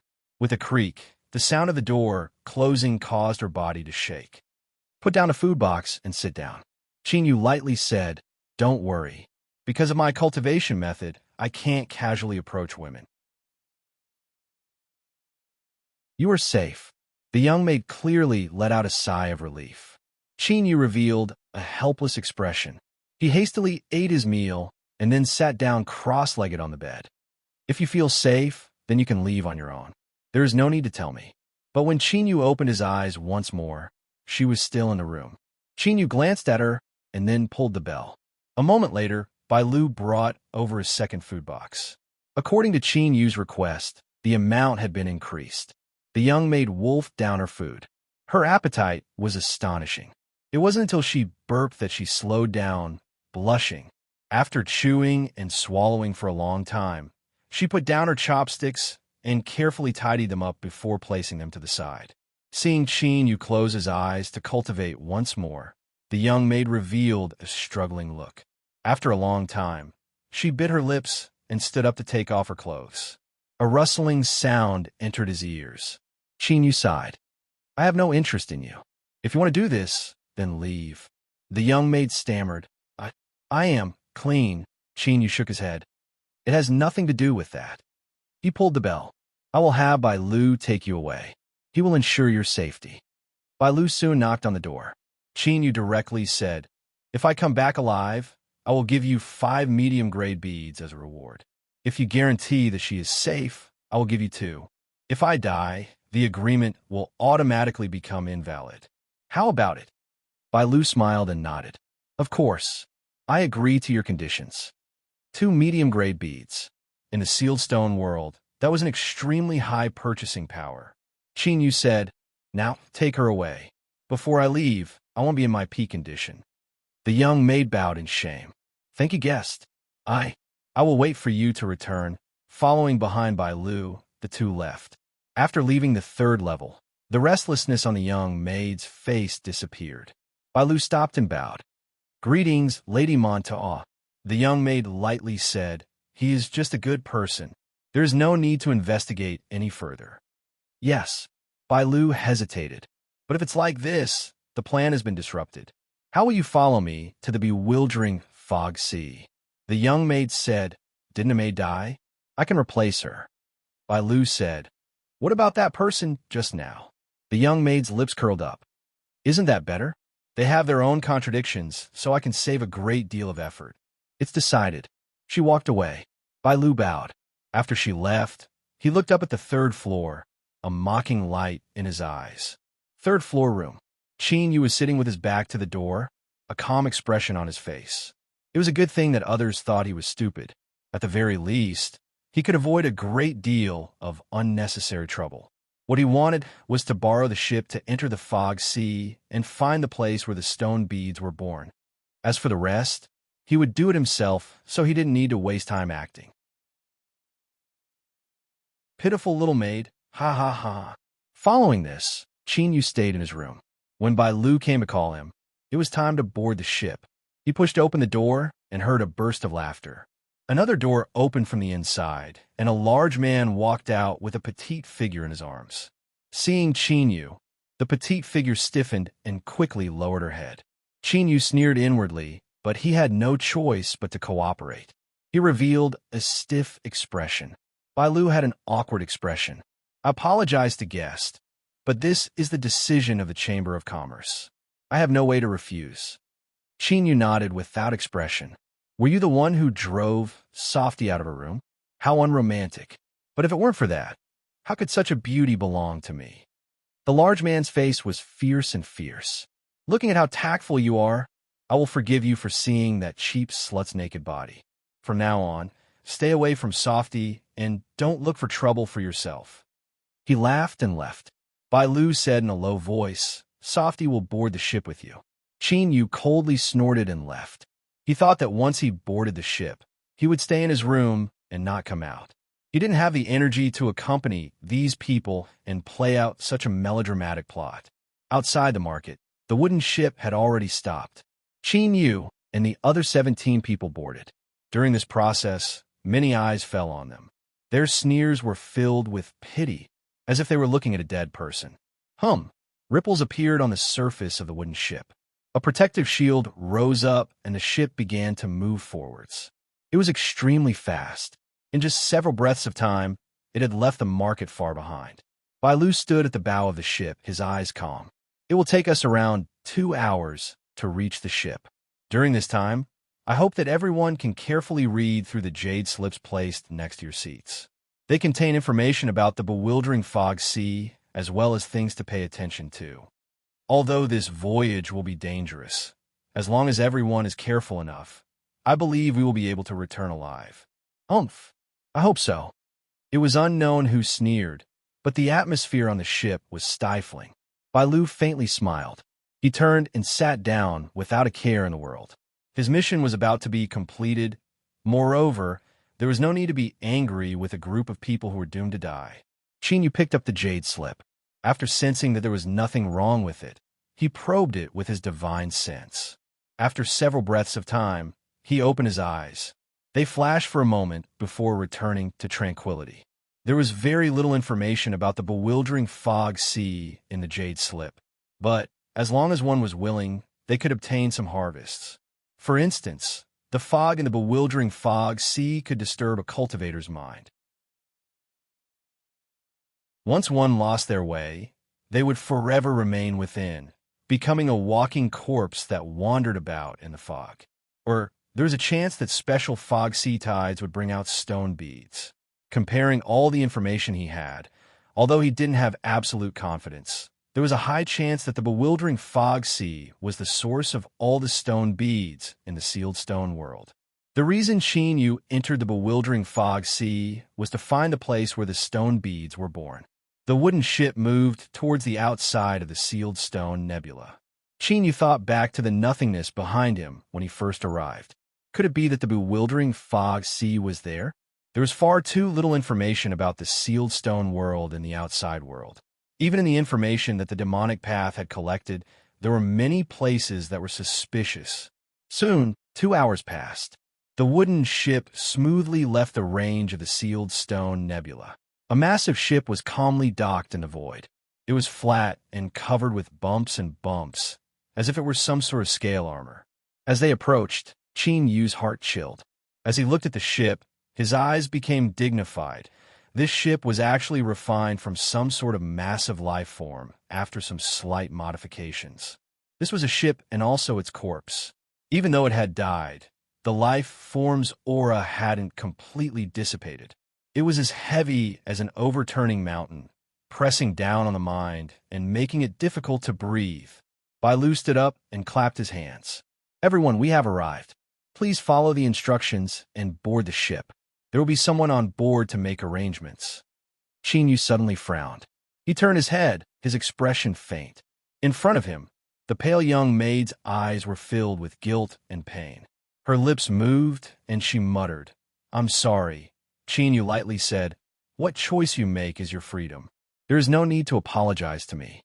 Looking at the young maid's pained and aggrieved eyes, he couldn't help but admit that this woman's acting skills were simply superb. She wasn't something that could be described as a mere best actress. Humph! The large man coldly coughed. His eyes were fierce. "Softy, what are you doing?" He grabbed her shoulder and pulled her back into his arms. He looked up at Qinyu, the muscles on his face wriggling. "Brat, I warned you before. Don't make me say the same words a second time. Do you understand?" Qinyu said, "Don't worry. I have an obsession with cleanliness. I won't touch things that have been used by others." The young maid stiffened. Qinyu stepped away. He didn't want to be entangled with her any longer, so he could only directly use his ultimate move. Although he didn't know what this woman's goal was, if he heard those words, he would be able to remain silent for a long time. The large man roared, "You bastard, just who are you? You dare to insult my woman?" He rushed forwards and was tightly hugged by the young maid. "No, the Merchant Association will not allow you to fight in private. I just wanted to express my gratitude to him. He doesn't want me to approach him, so it's fine if I stay away from him in the future. Don't be angry." The large man clenched his teeth. He could be considered lucky.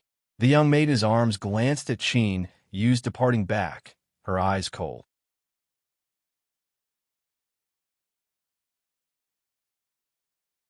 Chapter 631. Qinyu and the others were the last group of people to board the ship. There were already over 100 people waiting on the ship, made from the body of a giant life form. These people had the same status as Qinyu. They were all cultivators that accompanied the ship. That's right, the explanation that the Three Amalgamations Trade Association gave them was that they needed to guard the treasure chest in the hold of the ship. All fellow Taoists have arrived. The ship that the Three Amalgamations Trade Association is sending to the bewildering fog sea is about to set off. I ask everyone to remain seated and not move around. The person who spoke had a warm smile on his face. His eyes were clean and warm, making one feel close to him. The ship trembled and immediately began to move.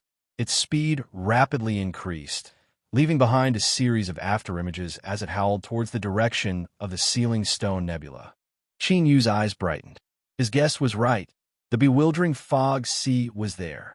After a moment, the ship stopped accelerating and entered a period of steady progress. The cultivator who spoke just now stood up from his seat and bowed. Let me formally introduce myself. I am the Three Amalgamations Trade Association's Shu He, and I am responsible for managing this voyage. For the next half-month, I hope that everyone can help each other. He straightened himself. I think many fellow Taoists are confused. Just what do you need to be responsible for following the ship that there is such a rich reward? In truth, the answer is simple. There are some stone beads placed in the treasure chests in the hold. Our goal in entering the bewildering fog sea is to borrow their strength to enhance the quality of the stone beads. When the time comes, we will need fellow Taoists to help deliver the treasure chests to the designated locations. Although there are some dangers in the fog, we will do our best to approach the destination. As long as everyone is quick, there shouldn't be any problems. Of course, there is something I must remind everyone of. The bewildering fog sea is extremely dangerous. Staying near the ship can guarantee your safety, but if you leave the ship's protection, I believe everyone knows that many great figures have tried to unravel the truth of the bewildering fog sea, but none of them were able to leave. That last sentence was the key. We will give you the treasure chests, so you had best do your job honestly and not have any thoughts that you shouldn't have. Then, Shui spoke about the taboos of the bewildering fog sea. During this time, Qin earnestly looked at him. His warm smile, his calm demeanor, and the attitude that he naturally revealed, all of this indicated that Shui had a high status in the Three Amalgamations Trade Association. But as Qin looked at him, there's a bit of sympathy and pity in his eyes. Although he didn't know what happened to the others on the ship, compared to them, Shui's fate should be far more miserable. Far away from the nebula of the Sealing Stone, the big ship silently moved forward in the empty void. Unknowingly, wisps of mist suddenly appeared, like a veil fluttering in the wind at dusk, hazy, blurry, and difficult to see clearly. Shui's face froze slightly. Everyone, we're about to enter the misty sea. Please remember my earlier warning. It's best not to make any mistakes so as to avoid attracting trouble. The fog quickly thickened, like a mass of turbid water, swallowing the entire ship. Everything around them was vast and boundless. The atmosphere on the ship suddenly became oppressive. Shui smiled. Everyone, don't worry. This is just the periphery of the bewildering fog sea. There's basically no... Before he finished, his expression changed, and he turned around abruptly. Everyone was startled. They hurriedly followed his gaze and saw a blurry figure appear in the fog. Walking forward, the figure quickly became clear. It was a young female cultivator with a long sword on her back. Her white dress was like snow, and her face was like the moon. But her eyes were ash gray, the same color as the fog. She silently moved forwards in a straight line. Suddenly, the female cultivator came to a stop. She tilted her head to look at the ship, as if sensing the fluctuations in the fog as it moved forwards. Shui stepped forwards. At the bow of the ship, two blood-red lights lit up. From their positions, they seemed to be the eyes of the life form that had refined the ship. A formidable pressure erupted from the ship. The female cultivator in the fog trembled, a trace of fear on her face. After several breaths of time, she turned and continued forwards. Soon, she passed by the ship and vanished from sight. It's fine.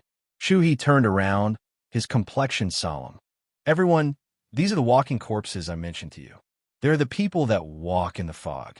For countless years, they have entered the bewildering fog sea for various reasons. In the end, they die within and are forever imprisoned. These walking corpses are the greatest threat to the bewildering fog sea. before they die, they have unwillingness and resentment in their hearts. Because of this, they develop a lingering obsession and want to drag others down with them. So, do not expose your aura. Once you are discovered by these walking corpses, it will be difficult to escape. Everyone on the ship had dignified expressions. Although they had only brushed past each other, and the female cultivator in the fog hadn't done anything, they still felt an intense threat. Qin Yu's eyes drooped, concealing the strange light that flashed in his eyes. When the ship's eyes lit up just now and scared away the female cultivator, it seemed that it was because of the suppression of will. If this was true, then the so-called greatest threat of the bewildering fog sea was nothing but air to him. There was no hurry. He had to wait a little longer. He had to confirm this before proceeding to the next step. For the next 2 days, the ship encountered 3 more walking corpses. Luckily, they didn't cause any trouble. At this time, fluctuations rose in Qin Yu's mind. He opened his eyes and saw that deep within the fog, he could vaguely see buildings. These were incomparably towering palaces that were tens of thousands of feet high. They seemed like the residences of heavenly divinities, exuding a dignified dignity. The ship carefully sailed along the edge of the palaces, like a small flying insect. The cultivators on the ship seemed even smaller. Shui stood at the bow of the ship. His voice was tinged with obsession as he subconsciously lowered it. "Everyone, we have arrived. This is our destination. You should all be curious about the origins of these divine palaces. But I apologize, I do not know. In fact, in the entire sealed stone world, no one knows. But there's one thing we can be sure of, and that is that the master of these divine palaces was an existence that surpassed our imaginations. Even if he died, the divine palaces he left behind still contain an infinite strength. What you need to do next is to send the treasure chests into the palace and borrow the strength of the palace to transform the stone beads in the treasure chests." He flicked his sleeves, and the deck parted. Treasure chests rose up on their own, appearing next to each seat. These treasure chests have been specially refined, so they cannot be placed in as storage treasures. Everyone will have one, and in groups of 2, you will send the treasure chests out according to the instructions. Everyone, please remember to restrain your aura, because there are many, many walking corpses hidden in these palaces. Now, I ask everyone to drip a drop of blood onto the treasure chests. This is a simple contract so that you can move them without suffering a backlash. There are no restrictions on you, so you can inspect them before doing anything else. Qin Yu sensed with rapt attention. As Shui said, he didn't discover anything wrong. But he glanced at the little maid and felt that things weren't as simple as they seemed. After thinking for a moment, he asked in his soul space, "Mimi, Purple Moon, is there a problem with this chest?" After several breaths of time, Mimi hesitantly said, "There seems to be something wrong, but I can't sense it clearly. Big Sister is an expert in this aspect." A cold voice sounded out, "There is a problem." A moment later, Qin Yu and the others all dripped a drop of blood onto the treasure chest. It was directly absorbed, and a blood-red light flashed on its surface. A weak connection immediately appeared in their minds. And at this time, the ship flew around the palace and arrived at a remote corner. It seemed that a great battle had occurred here, and the towering palace had suffered a terrifying bombardment. Massive cracks appeared on the surface like spiderwebs. Although they were cracks, they were enough for cultivators to enter and exit, and this was where the treasure chests were placed. Shui said, "The 2 fellow Taoists of the first group, please enter this crack. Around 3 miles in, you'll find a white stone platform. Place the chest on it." The 2 cultivators carried the treasure chests and stood up. A faint blood-red light spread over their bodies. Their figures flashed, and they flew out of the ship, soon submerging into the crack. In just several breaths of time, the 2 of them had returned. After entering the ship, their faces lit up with excitement. The mission had been completed. Everyone let out a long breath of relief as they saw this. Their expressions relaxed. It seemed it hadn't been too difficult. Then, The second group of cultivators entered and soon left without any problems.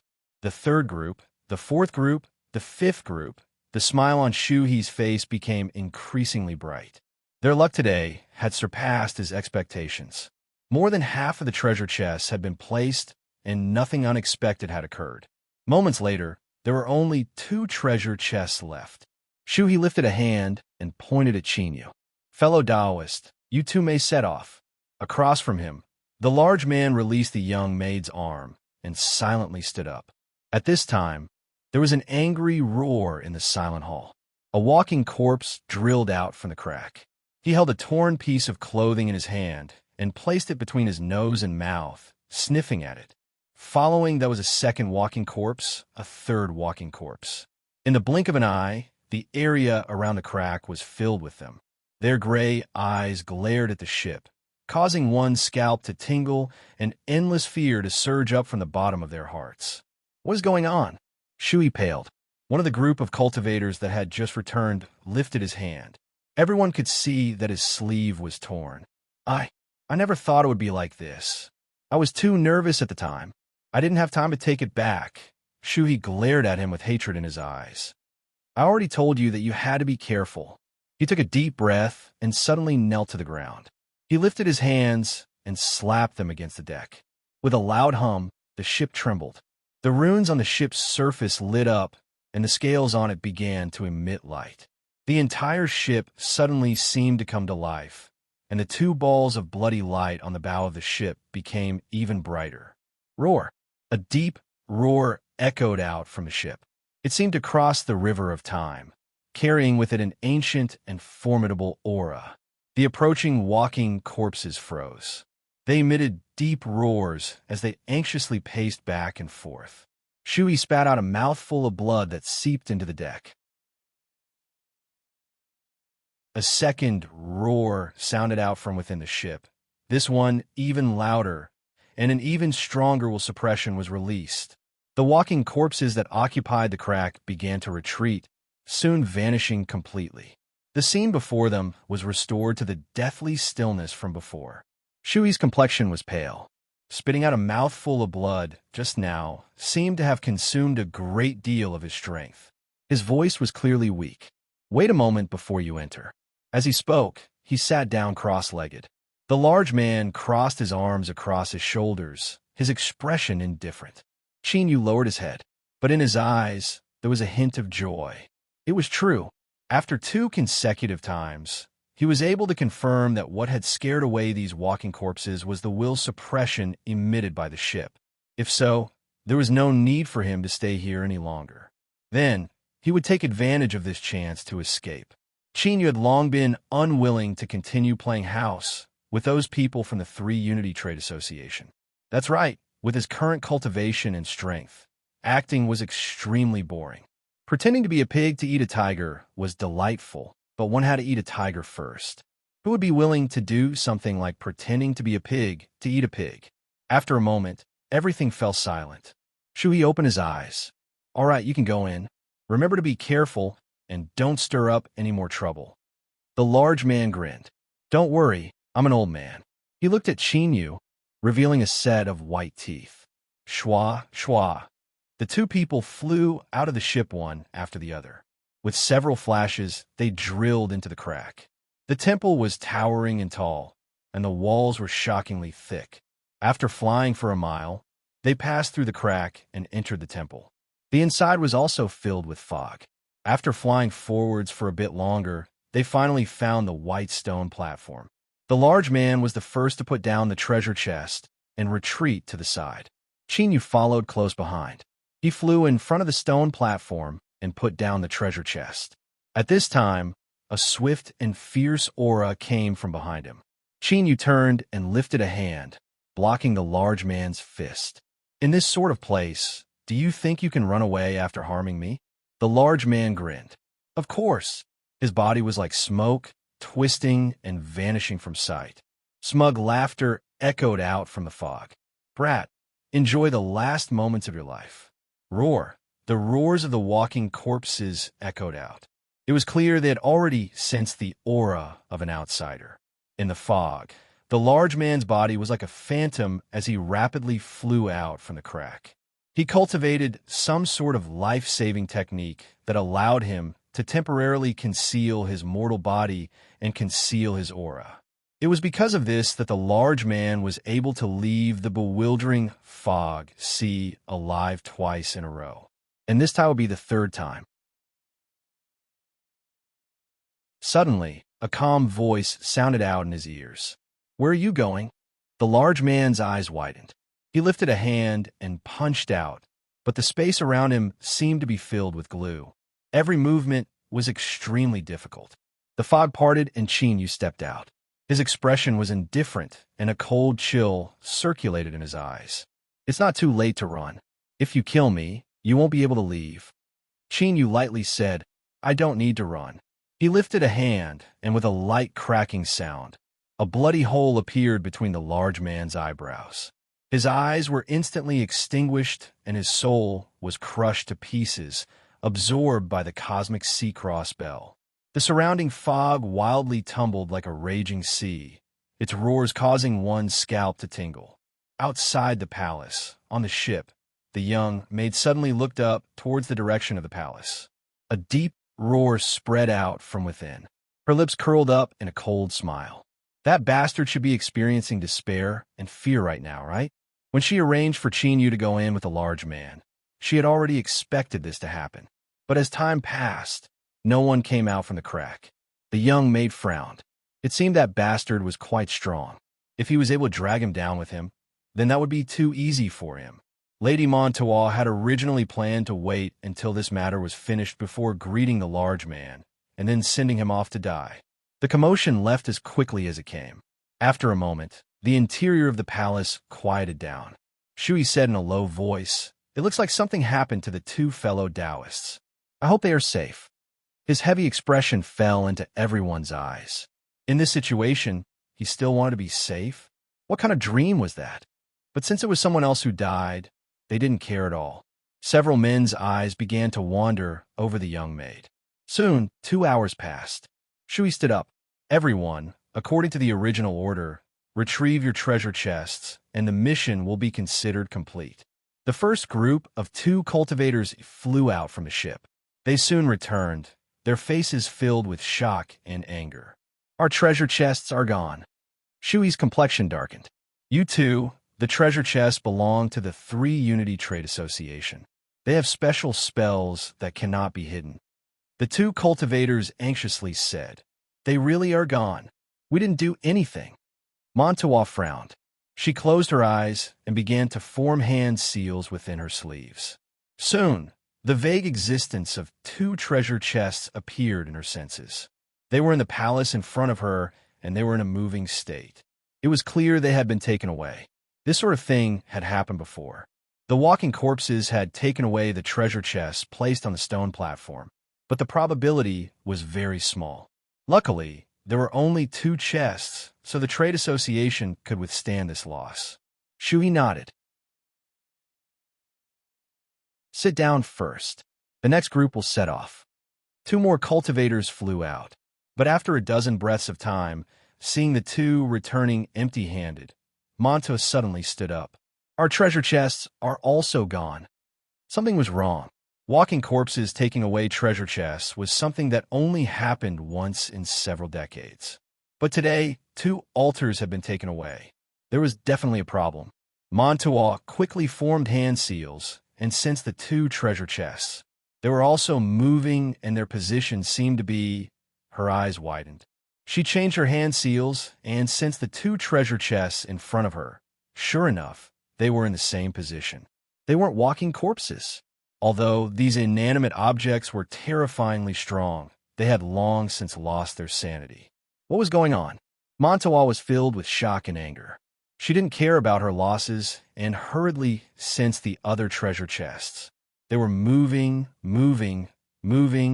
and their positions were all in the same position. "Ah!" Montois screamed in anger. Her gentle and beautiful face twisted. "Who is it? Who are you?" Over 100 stone beads have been accumulated by the 3 Forces Trade Association over several years, and a considerable portion of them have been brought along by private individuals. to bring along private belongings on the Three Forces Trade Association ship. Anyone that could do this was absolutely a character with heaven-defying strength. If they lost the stone beads, would they give up? Thinking of this, Montua's complexion paled and fear gushed out from the depths of her eyes. "Shut up! What are you making such a ruckus about?" A cultivator loudly shouted. Treasure chests were disappearing one after another, and everyone was in an anxious state. Schwa! Montua fiercely turned around. Although she was still wearing the clothes of a maid, the aura around her was as terrifying as purgatory. She lifted a hand and clenched her fist. The cultivator's head exploded, and the headless corpse wildly vomited blood before it fell to the ground. The ship fell deathly silent. No one thought that this seemingly delicate maid would actually dare to kill someone, and moreover, kill them so easily. "Damn it, all of you deserve to die." Montua's eyes rapidly turned blood red. She lifted a hand and took out a sphere. It was transparent, and one could clearly see drops of blood floating within. Everyone's eyes fell onto the sphere. For some unknown reason, their hearts shrank as a great fear rose in them. "What is this thing? Hand it over!" Montua's delicate fingers clenched together, and the sphere loudly shattered. All the drops of blood within were directly shattered into nothingness. On the ship, all the cultivators froze in place.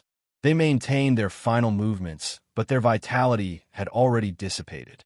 Shui shouted, "Stop, what are you doing?" Montua remained expressionless, but the blood-red light in her eyes became even brighter. "Don't speak. I'm in a very bad mood right now. If I can't bear it, you'll also die." Her eyes suddenly sharpened. With a flick of her sleeves, the angry Shu he froze in place, and his eyes dimmed. She quickly stepped forward. She squatted down and traced her finger across the deck. A drop of blood. In her rage, she had already destroyed the soul bead. All the cultivators who had touched this drop of blood should have their souls extinguished. But since this drop of blood hadn't shattered, in other words, its owner was still alive. It was the person who took the chest. Montua placed her finger in her mouth, and her complexion changed. She lifted her hand and slammed it against her chest, causing her chest to sink. She spat out several mouthfuls of blood. As it fell onto the deck, it rapidly turned black and filled with a corrosive strength. With a sizzling sound, white smoke rose up. Even so, she still couldn't force out the poison that had invaded her body. Montua's face rapidly swelled up, turning black and purple. Then, her flesh and blood began to rot. Chunks of it fell to the ground, and thick blood emitted a nauseating stench. Montua fell into the pool of blood. Her body twitched, and she screamed like a demon. It's you. I will never let you go. I will never." Shui's eyes shined as if he couldn't see what was happening in front of him. He smiled and said, "Everyone, the mission has been completed. We will return now." The ship turned around and followed the path it came from, soon vanishing into the fog. In a corner of the palace, Chinyu sat down cross-legged. Countless treasure chests were placed in front of him. Since he knew that there were stone beads inside, he naturally wouldn't let them go.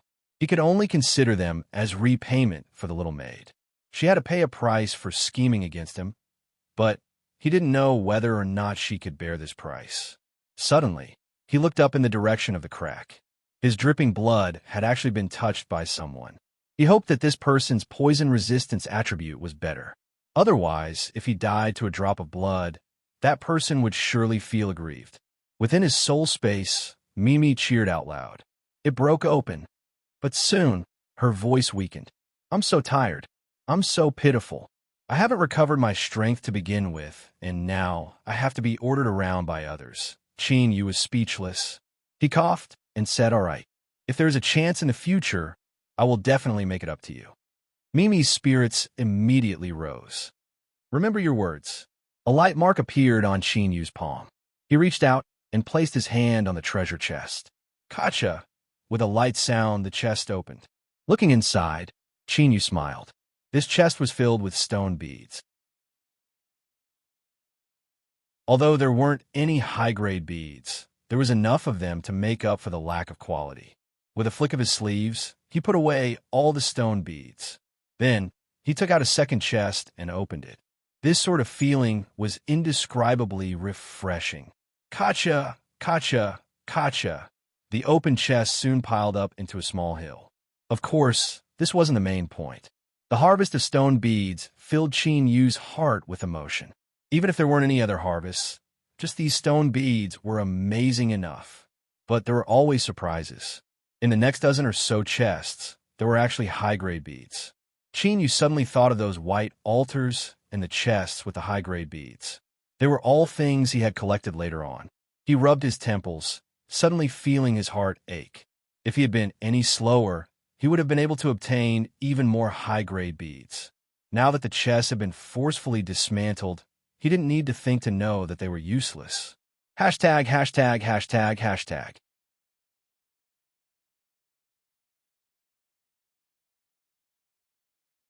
Chapter 632. But as he thought about it, these stone beads had all been taken away in passing. The ones who would feel heartache should be the 3 Unity Trade Association. Qin Yu's thoughts immediately cleared up. After losing an entire ship of stone beads, they shouldn't be willing to give up. He muttered to himself before suppressing these thoughts. Since he had already done it, it was impossible for him to return it. He could do whatever he wanted. With the intensity of Qin Yu's will, he could disregard the dangers brought about by the walking corpses. But the horrors of the fog sea weren't limited to the walking corpses. After obtaining such a large number of spirit stones, it would be inexcusable if he didn't use them to cultivate. Looking around, Qin Yu nodded with satisfaction. With a flick of his sleeves, the boxes that had been casually thrown to the side piled up in front of him. They formed a semicircular wall that separated a corner of the hall into a small, independent space. There was no need to say anything else. Cultivation was more important. Light flashed, and a pile of stone beads appeared in front of Qin Yu. He lifted a hand and picked one up, an intoxicated expression on his face. A burning hot current gushed out from the stone bead, directly fusing into his body. Qin Yu could clearly feel his will slowly rising. After several breaths of time, there was a light cracking sound as the stone bead disintegrated into powder. Without any delay, Qin Yu picked up a second stone bead. Pa, pa, pa, pa, pa, pa. Subtle and clear sounds constantly echoed out in the fog-filled hall.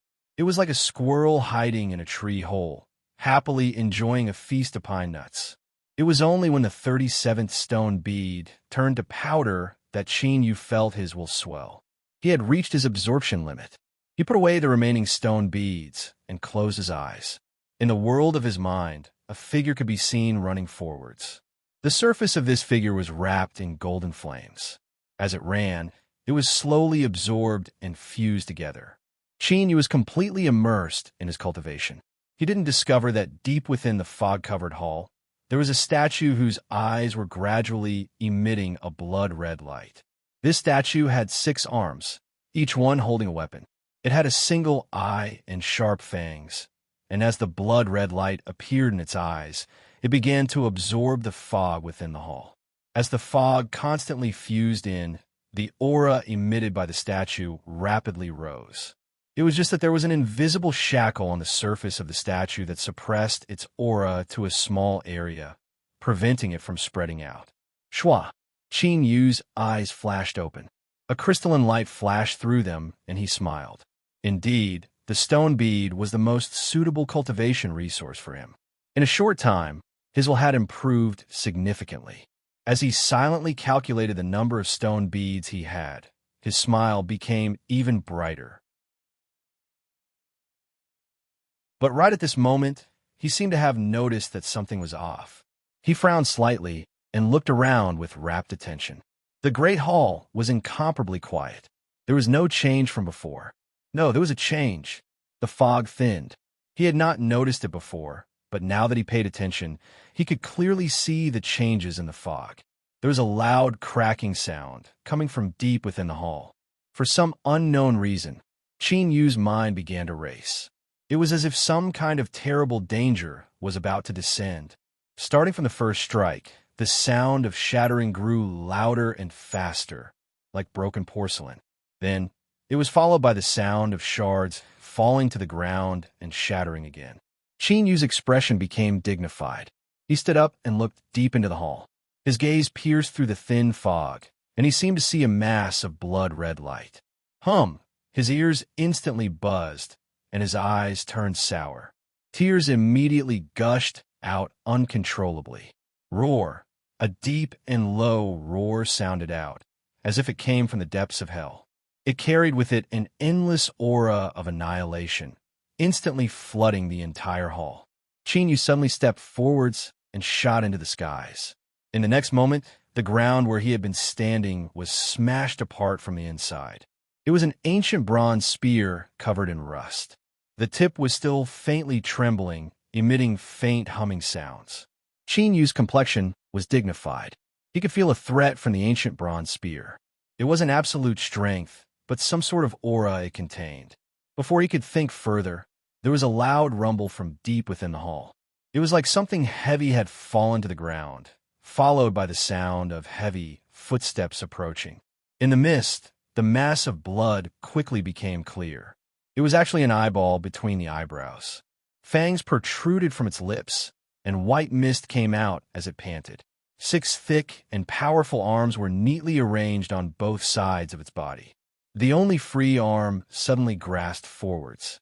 The ancient bronze spear that had drilled out from the ground howled back into its hand. "You remnant of the war race die." A deep roar came from the statue's chest, shaking the air and causing rumbling sounds to echo out. The blood-red light in the statue's eye brightened, and it shot out like an arrow. Facing this blood-red light, Qin Yu frowned. He instinctively felt a sense of loathing. He lifted a hand and punched out. A terrifying strength swept out like a raging river. Before the blood-red light could approach his body, it was shattered. The strength of this punch didn't stop at all. It continued to roar forwards. The statue's arm that held the sledgehammer suddenly tightened and punched forwards. Bang! The sledgehammer flew out of the statue's hand. It spun several times in the air before smashing into the ground, creating a deep pit. Cracks appeared on the statue's arm, rapidly spreading upwards until the entire arm was covered in rubble. But before these rubble could fall to the ground, it was pulled back by an invisible strength. A new arm condensed, and the sledgehammer flew back into its hand. In the blink of an eye, the statue was restored to its original state. Qin Yu frowned. In his eyes, this statue wasn't too strong, and destroying it would be easy. But what he didn't expect was that it possessed an astonishing self-repairing ability. It was the fog in the hall. As the statue was restoring itself, the surrounding fog suddenly thinned. This wasn't able to hide from his eyes. He took a step forwards, and the ground instantly collapsed. Countless cracks spread outwards, and a terrifying shockwave spread outwards at a speed visible to the naked eye. Strong winds rose up, stirring up the fog and wildly pushing outwards, causing the area around the statue to become blank. Qin Yu's foot landed on the ground. Strength erupted, flowing up his waist and finally fusing into his arm as he punched forwards. The statue's 6 arms raised in front of it. In the next moment, its body fiercely trembled. A wild strength pierced through it, causing ripples in the air. Countless cracks appeared, covering every inch of the statue. With a loud crash, it fell to the ground, turning into rubble and scattering weapons. These rubble violently trembled, wanting to fuse back together. But without the fusion of fog, it was clearly impossible to do so. Qin Yu frowned. He lifted his foot and stomped downwards. His strength erupted once more, sending the fog flying away once more. This happened several times, but no fog was able to fuse in. The trembling rubble gradually fell silent. It was like 10,000 years had passed in a single breath of time. The weapons in the statue's hands rotted away and were destroyed. It was only now that the statue was killed. Not only did Qin Yu not feel happy, but he revealed a dignified expression. His intuition told him that these statues were another formidable threat in the fog. When he had hurried to collect the treasure chest, Qin Yu had shuttled through the palace. He had vaguely seen many similar statues. If these statues were the same as the one in front of him, then things would be troublesome. Moreover, this was only a relatively remote corner of the palace.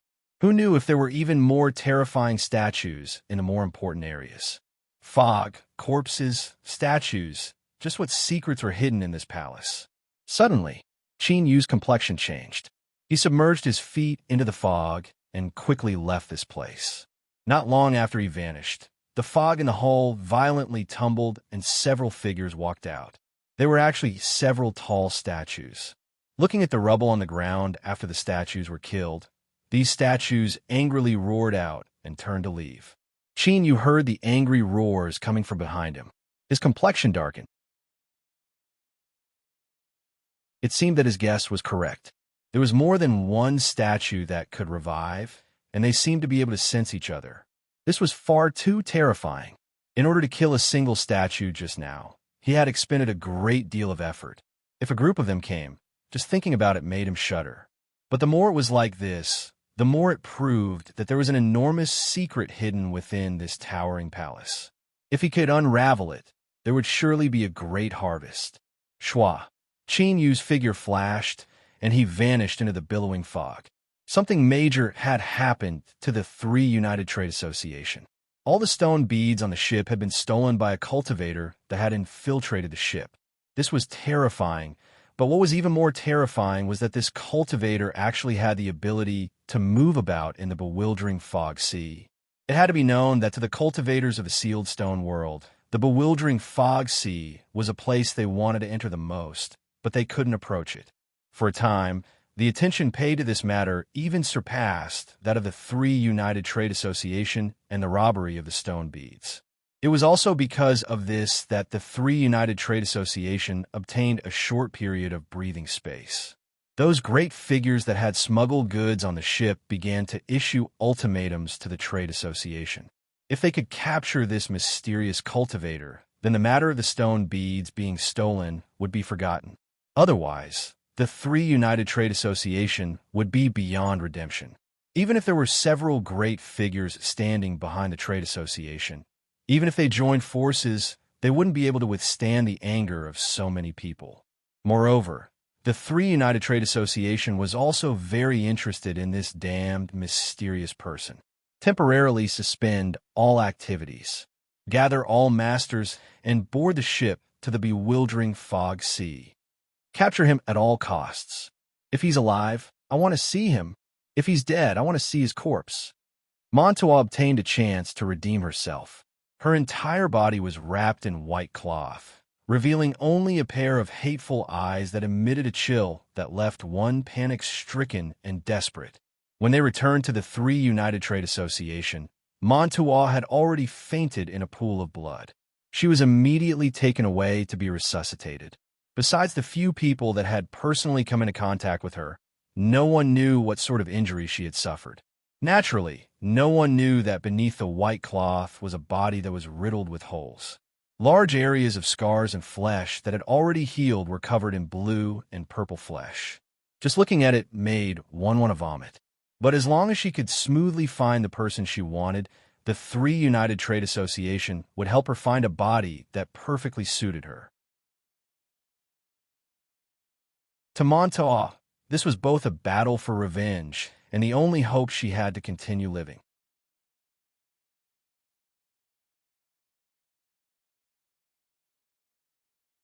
Chapter 633. Qin Yu was finally able to confirm that in this towering divine palace, there were an innumerable number of statues.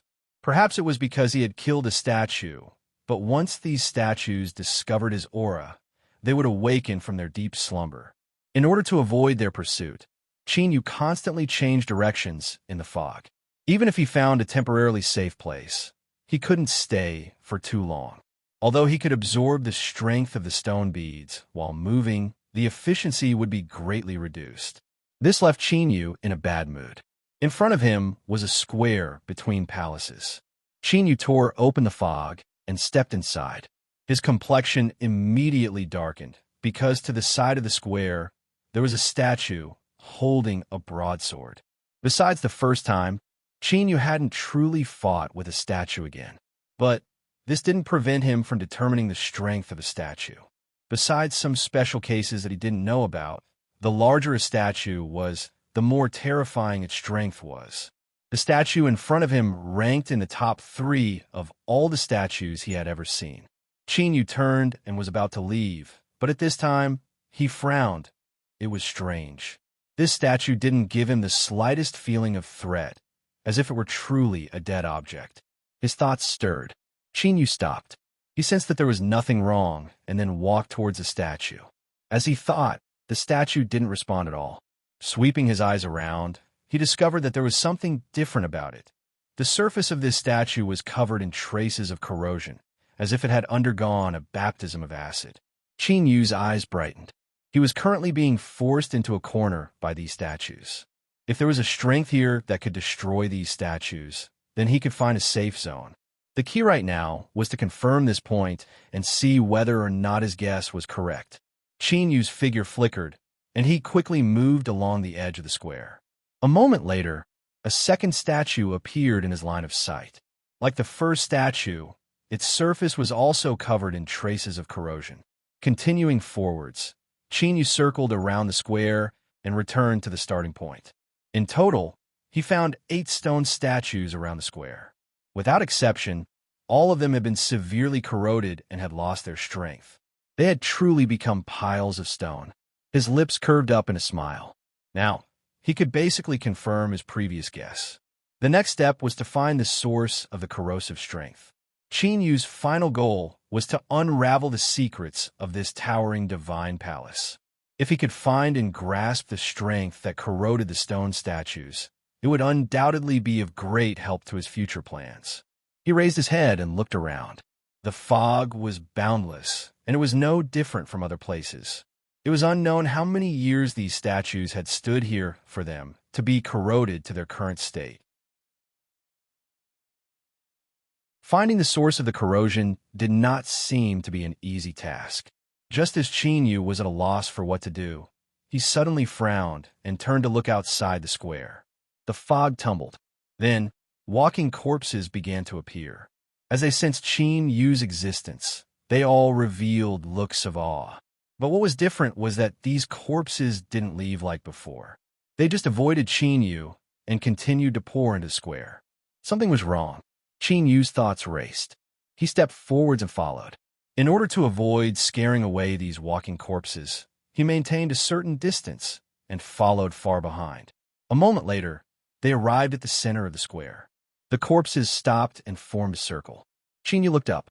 His gaze pierced through the fog, and he could faintly make out a massive stone building that resembled an arch. What are these zombies gathering there for? Could it be related to the corrosive strength of the statues? Yu strode forwards.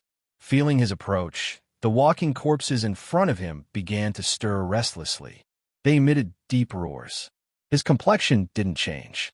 His steps were steady and powerful, as if he didn't care about the threat of these walking corpses at all. Roar. With a loud roar, a walking corpse that looked like an old woman threw herself at him, her face fierce and fierce. Her 10 fingers instantly grew long blood-red nails. They tore through the air, emitting a grating sound. Yu's eyes turned cold. He coldly coughed, and a formidable will broke out from his body, rumbling into the old woman's corpse. Her pouncing body suddenly froze, and then she howled in pain. With a paw sound, her head was smashed into a pile of rotten flesh. Dong! A headless corpse fell to the ground. Yu's icy cold eyes swept around. The walking corpses roared in fear and retreated, leaving behind a wide and straight path. Yu quickly walked in. He wasn't worried at all about being surrounded by these walking corpses. He had already discovered their fatal weakness. These walking corpses had already been corroded by the fog and died. Because of their stubbornness, they were able to preserve nearly all of their strength from when they were alive. But they couldn't withstand the impact of a will that was too strong. Otherwise, what happened just now would have happened. Their heads would explode. With Yu's current will, no matter how many walking corpses there were, they wouldn't be a threat. In fact, if he wanted to, he could even easily kill them. The reason why he held back and chose to scare them away was simple. The existence of these walking corpses made the bewildering fog see a forbidden zone that other cultivators couldn't enter. Only like this could no one compete with him for the lucky chances hidden within this divine palace. Qin Yu smoothly arrived at the center of the square. He discovered that what he saw before wasn't an arched door, but a stone building that resembled a fountain. What he thought was an arched door was actually the fountain's 4 outlets. Were the walking corpses surrounding them because of this fountain? Qin Yu suddenly took several steps forwards. He reached out a hand and touched the water outlet. His eyes flashed. As he thought, there was still a trace of moisture on the surface that hadn't yet dispersed. At this time, the sound of trickling water rose up. The walking corpses that were scared away began to stir restlessly. They wanted to rush over, but they feared Qin Yu and didn't dare to move. Qin Yu took a step back. Before determining the function of the fountain, he couldn't go wrong being a bit more cautious. As soon as he left, the walking corpses surrounded the fountain with a loud bang. The sound of flowing water became increasingly clear. On the surface of the stone building above the fountain, lines began to shine. Then, faint wisps of water mist began to float out from the 4 outlets. It was extremely thin and light, like a drizzle in spring, sprinkling down in all directions. Qin Yu's pupils shrank. As the water mist fell onto the walking corpses, they revealed incomparably happy expressions. Some damaged areas began to rapidly repair, as if this water mist were extremely beneficial to the mortal body. But to Qin Yu, there was an even more important matter. He looked at the mist that was gradually drifting away. Although the vast majority of it was absorbed by the walking corpses, a small amount of water mist seemed to be attracted by some strength and flew towards the edge of the square. Shua! Qin Yu rapidly drew back and soon returned to the edge of the square. He stood in front of a stone statue and quietly waited. Sure enough, the water mist flew over, causing the surface of the stone statue to become wet. Observing with rapt attention, Qin Yu soon determined that it was the water mist that was corroding the stone statue.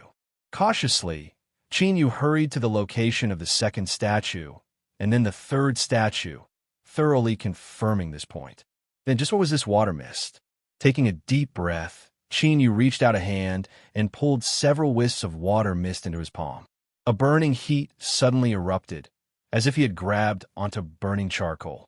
But soon, that burning pain turned into a warm current that flowed into his body. Qin Yu sensed with rapt attention. After several breaths of time, he opened his eyes, a look of pleasant surprise on his face. This water mist was truly beneficial to the mortal body. Although it was only a few wisps of water mist, and with the intensity of his mortal body, he could clearly feel the energy contained within the water mist. Qin Yu suddenly understood why these dead walking corpses were able to survive until now. Perhaps it was because of this water mist. At this time, the water mist that drifted over from the center of the square rapidly thinned out. Perhaps the eruption of the fountain had ended. As he thought, he soon saw a massive number of walking corpses leaving. They avoided Qin Yu, vanishing into the boundless fog. Qin Yu's figure flickered, and he soon arrived at the center of the square. The fountain was already empty. He walked in front of the stone building and pressed his hand against it. He closed his eyes and focused his senses. But no matter how hard Qin Yu tried, he couldn't find anything wrong. He swept his divine sense underground, but didn't discover anything. Opening his eyes, he frowned and a gloomy light shined in his eyes. But this clearly wasn't the case within his soul space. A cold fluctuation suddenly spread out. A faint purple moonlight appeared in the fog. They gathered together, condensed into a crescent moon, and landed on top of the fountain. Qin Yu revealed a happy expression. This was the first time that the purple moon had taken the initiative to help him. It seemed she had discovered something. A moment later, with a loud pop, the crescent moon vanished. A cold voice sounded out in his mind. The thing beneath the fountain is useful to me. Qin Yu frowned. It's also useful to me. After a brief silence, the purple moon continued to say, if you take away what I want, it will only be harmful. Qingyu nodded. All right. Both sides reached an agreement. Within his soul space, the purple moon began to shine with a dazzling light. In this radiant purple moonlight, a tall and cold beauty stepped out. She wore palace robes, and her black hair hung down to her waist like a waterfall. Her expression was icy cold, but she was still so beautiful that it left one gasping for breath. She lifted a hand and drew in the void. Wherever her fingertips passed, a faint purple mark would be left behind, quickly forming a complex rune. The palace-robed woman lifted a hand, and the rune instantly faded away. At the same time, a cold voice sounded out. Press the rune against the fountain, and the entrance will be opened. Qingyu looked down at his palm. The faint purple rune appeared. He stepped forwards and pressed his hand down. The stone building beneath his palm trembled. Then, Qingyu discovered that the ground beneath the fountain had become transparent. Like a layer of water, it clearly reflected a world that was completely the same as the one above. There was also a fountain in the same stone building. Without hesitation, Qingyu stepped forwards.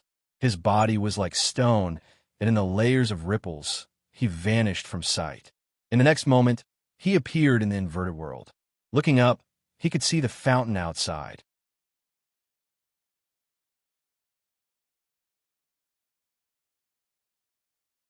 Chapter 634. A dignified aura was released from it, carrying with it a noble coldness that couldn't be profaned.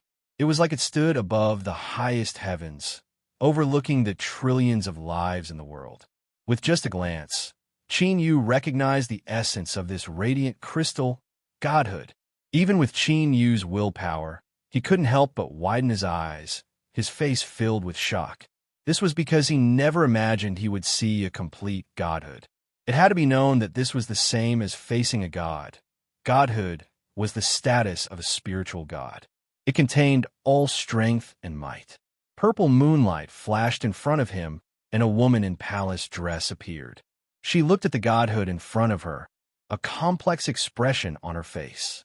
Raising a god, this was Qinyu's first time seeing Purple Moon's true form. He couldn't help but be moved by her beauty, but he soon composed himself. Purple Moon, do you know the origin of this palace? I don't. Her tone was faint.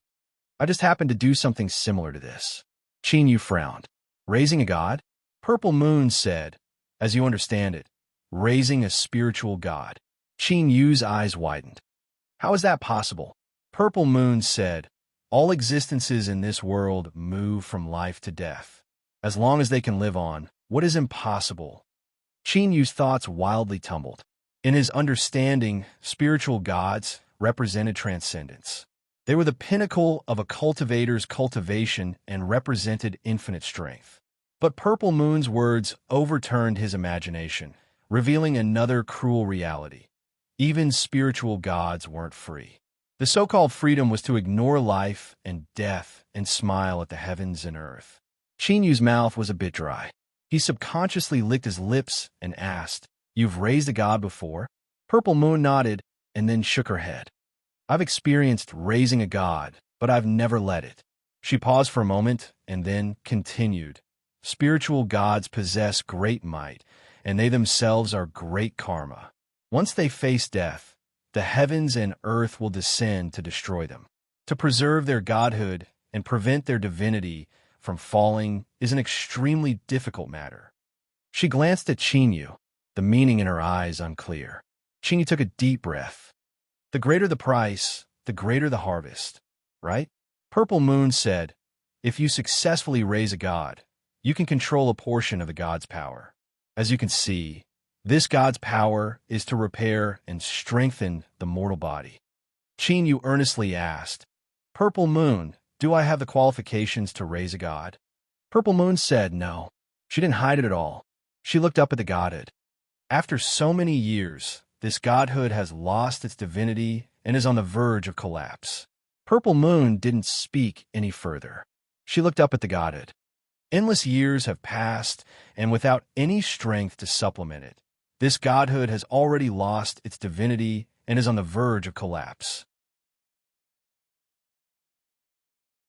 However, it has other uses for me. I will take away the godhood, and the rest will belong to you. Qin nodded. All right. Purple Moon lifted her hand and grasped forward. This dazzling rhombus-shaped godhead suddenly emitted light cracking sounds. Then it broke into countless small pieces that were wrapped up by purple moonlight and vanished. God, and of a million. And people could only people, they, in it. God, soul, and you, of. Feel.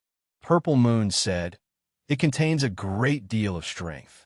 With the strength of your mortal body, you shouldn't completely absorb it all at once. Qin turned and turned, returned to Qin of Qin as Qin of B of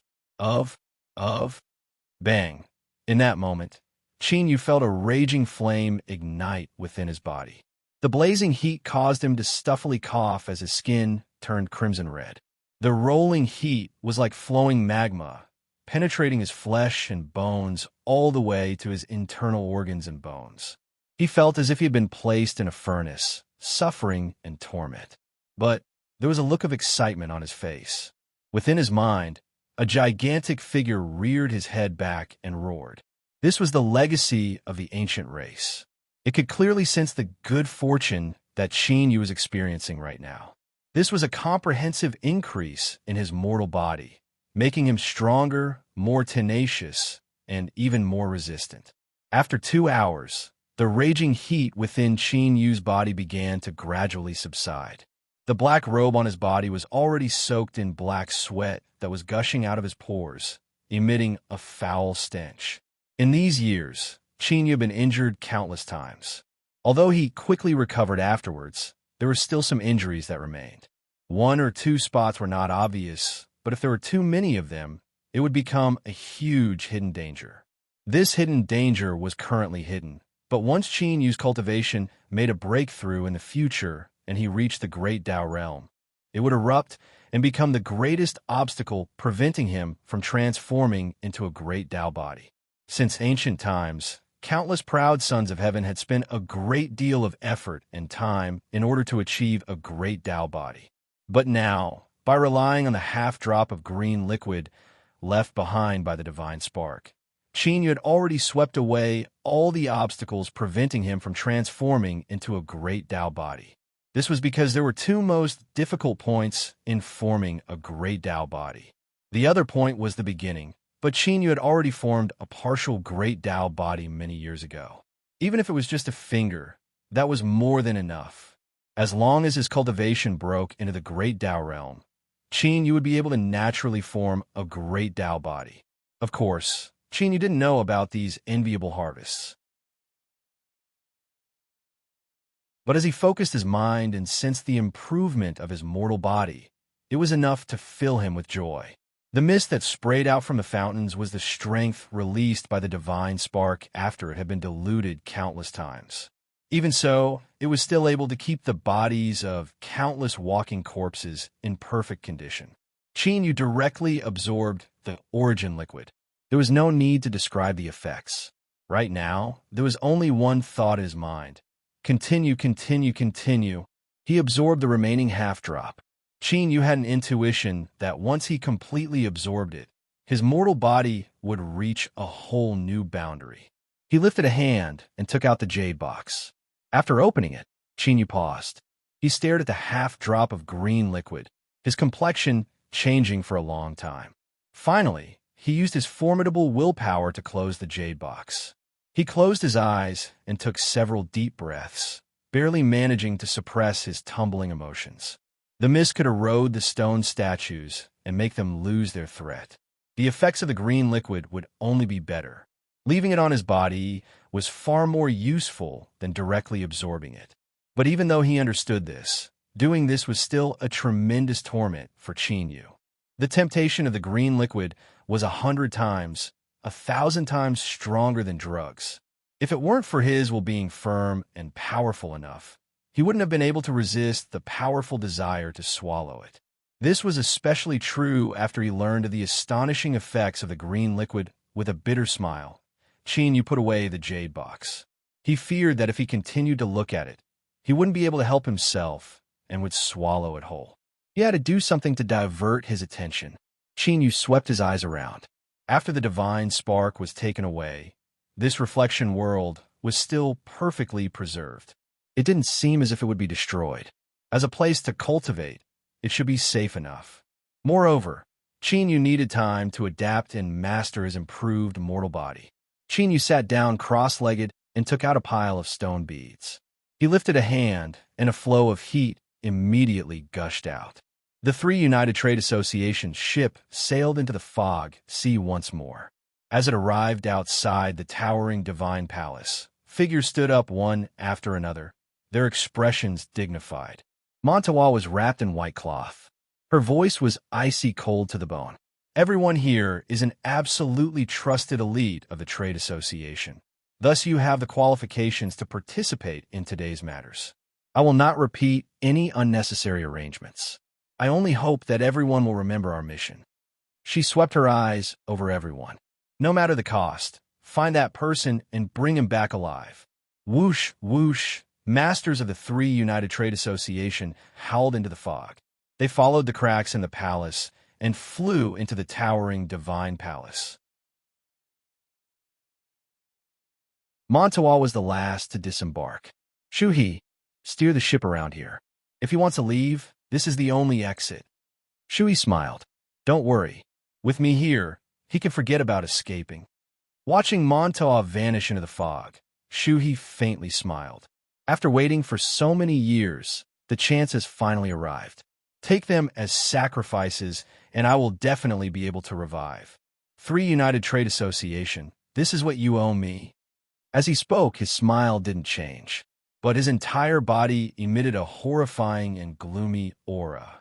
The ship turned around and sailed into the fog sea, vanishing from sight. In the square between the palaces, where the fountain was.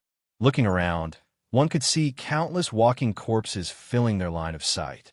They eagerly stared at the fountain. The mist that should have sprayed out long ago had yet to appear. This caused the walking corpses to instinctively become restless. Deep and low roars constantly echoed out. The entire square was like a volcano that could erupt at any moment. At this time, a cultivator appeared at the edge of the square. He was clearly carrying some sort of treasure that could conceal his aura. If he didn't make a sound, he would be nothing more than a shadow. Hearing the roars of the walking corpses coming from the square, the cultivator froze, panic in his eyes. He finally understood why the number of walking corpses he encountered today had decreased so much. It was because they were all gathered here. Just what was happening in the square. After a moment of hesitation, the cultivator dispelled any thoughts of entering the square. His mission was to find someone, so it was best not to take risks. Otherwise, if he made a mistake, the consequences would be unbearable.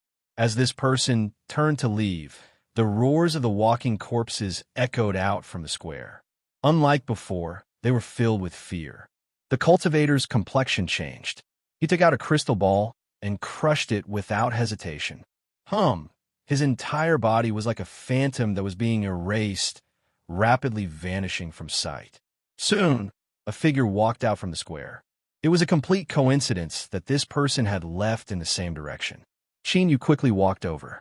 He hadn't noticed anything at first, but his sudden appearance had clearly surpassed someone's expectations, causing his aura to fluctuate. Chinyu's feet paused.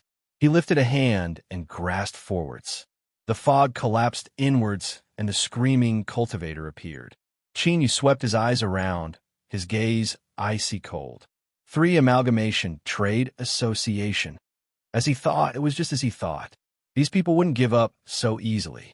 But he never imagined that the Three Amalgamation Trade Association would dare to chase him all the way here. Chinyu never imagined that he would become a fragrant cake that was the focus of so much attention. His thoughts raced, and he pulled the cultivator in front of him. Speak. How many people came from the Three Amalgamation Trade Association? The Three Amalgamation Trade Association cultivator had a fierce expression. You want to obtain information from me? Keep on dreaming. Is that so? Chinyu's eyes brightened. He stared into the cultivator's eyes, and a powerful will pierce through his mind. Tell me everything you know. The Three Amalgamation Trade Association cultivator said, there are 64 of us here in total, all of them masters of the trade association. Our goal is to find you and bring you back. Yu frowned. Find me? Not to kill me? The Three Amalgamation Trade Association cultivator said, we won't kill you because the trade association wants to know just how you managed to survive in the bewildering fog sea. Yu understood everything in the blink of an eye. No wonder they invested so much capital. His eyes flashed. He glanced at the square behind him, and a thought suddenly appeared in his mind. After quickly thinking it over and making sure there wasn't anything wrong, Yu's lips curved up in a cold smile. Now, tell them that you have found me. Have everyone from the Three Amalgamation Trade gather in this square. The Three Amalgamation Trade Association cultivator nodded. All right. He took out a jade archive and placed it between his eyebrows, pouring his divine sense into it. In an instant, the information was transmitted out. He laid down the jade archive and said, I've already informed them. Yu nodded. Very good. Follow me. He turned and walked into the square. The Three Amalgamation Trade Association cultivator followed. The two soon arrived outside the fountain. You stay here and wait for them to come. Yu opened the reflection world and stepped inside. Within the towering divine palace, all the cultivators from the Three Amalgamation Trade Association received the message, and all of them revealed happy expressions. If they had a choice, they wouldn't have wanted to come here. Although the trade association had given them a treasure to conceal their aura, that didn't guarantee that nothing would go wrong. In these past days, 7 masters of the trade association had disappeared without a trace. It was unknown what they experienced, but their fates could be predicted. Now, this torment could finally end. Once they caught that person, they could leave the bewildering fog sea and obtain the rewards of the trade association. Schwa, schwa. Cultivators from the Three Amalgamation Trade Association gathered towards the location of the message. In the thick fog, a white-clothed Montoya silently walked forwards. Her eyes were the only thing that was revealed, filled with a cold hatred. Although the Chamber of Commerce wanted him alive, she still had the means to get some interest from him first. Just you wait. I will definitely make you understand that sometimes living in this world is the greatest pain in life. Whoosh, Montoya sped up. The place she searched was far from the square. By the time she arrived, half a day had passed. Outside the square, almost all the cultivators from the Three Amalgamation Trade Association had gathered. As they saw her arrive, they all looked over. Montoya frowned. Where is he? A cultivator said, the location of the message is here. We sense that Wei Xin is in this square, but we don't know what the situation is like, so we don't dare to casually enter. Montoya nodded. It's right to be cautious, but with so many of us here, as long as we find him, he won't be able to escape. She turned and coldly said, now follow me. Remember, no matter what happens, we cannot let him escape. Yes. A group of cultivators from the Three Amalgamation Trade Association rushed into the square.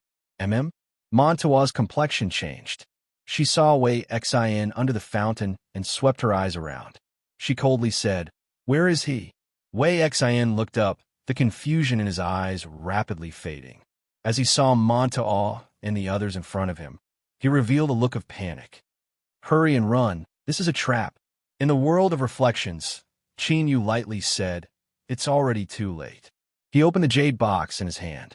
Under his control, his aura spread out through the fountain.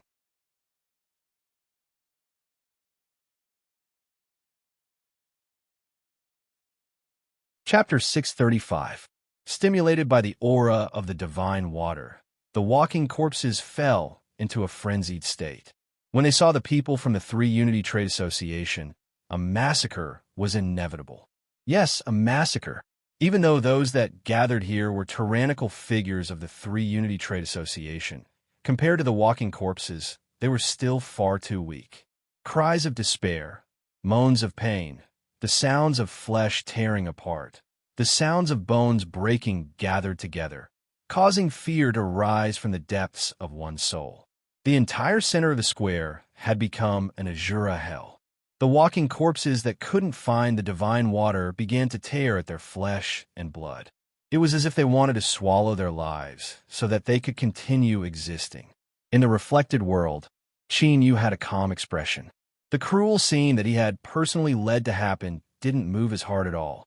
The world of cultivators was a world of cannibalism to begin with.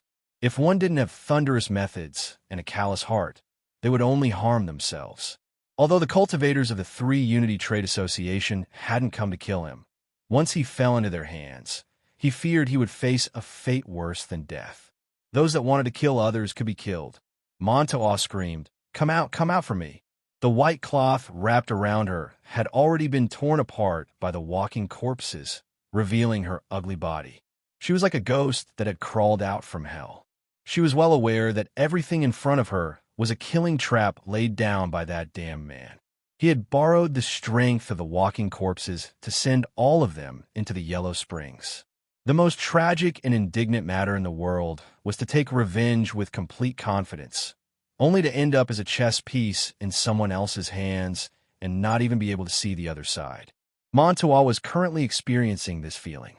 Her heart was filled with hatred and madness, and she even suppressed the fear of death.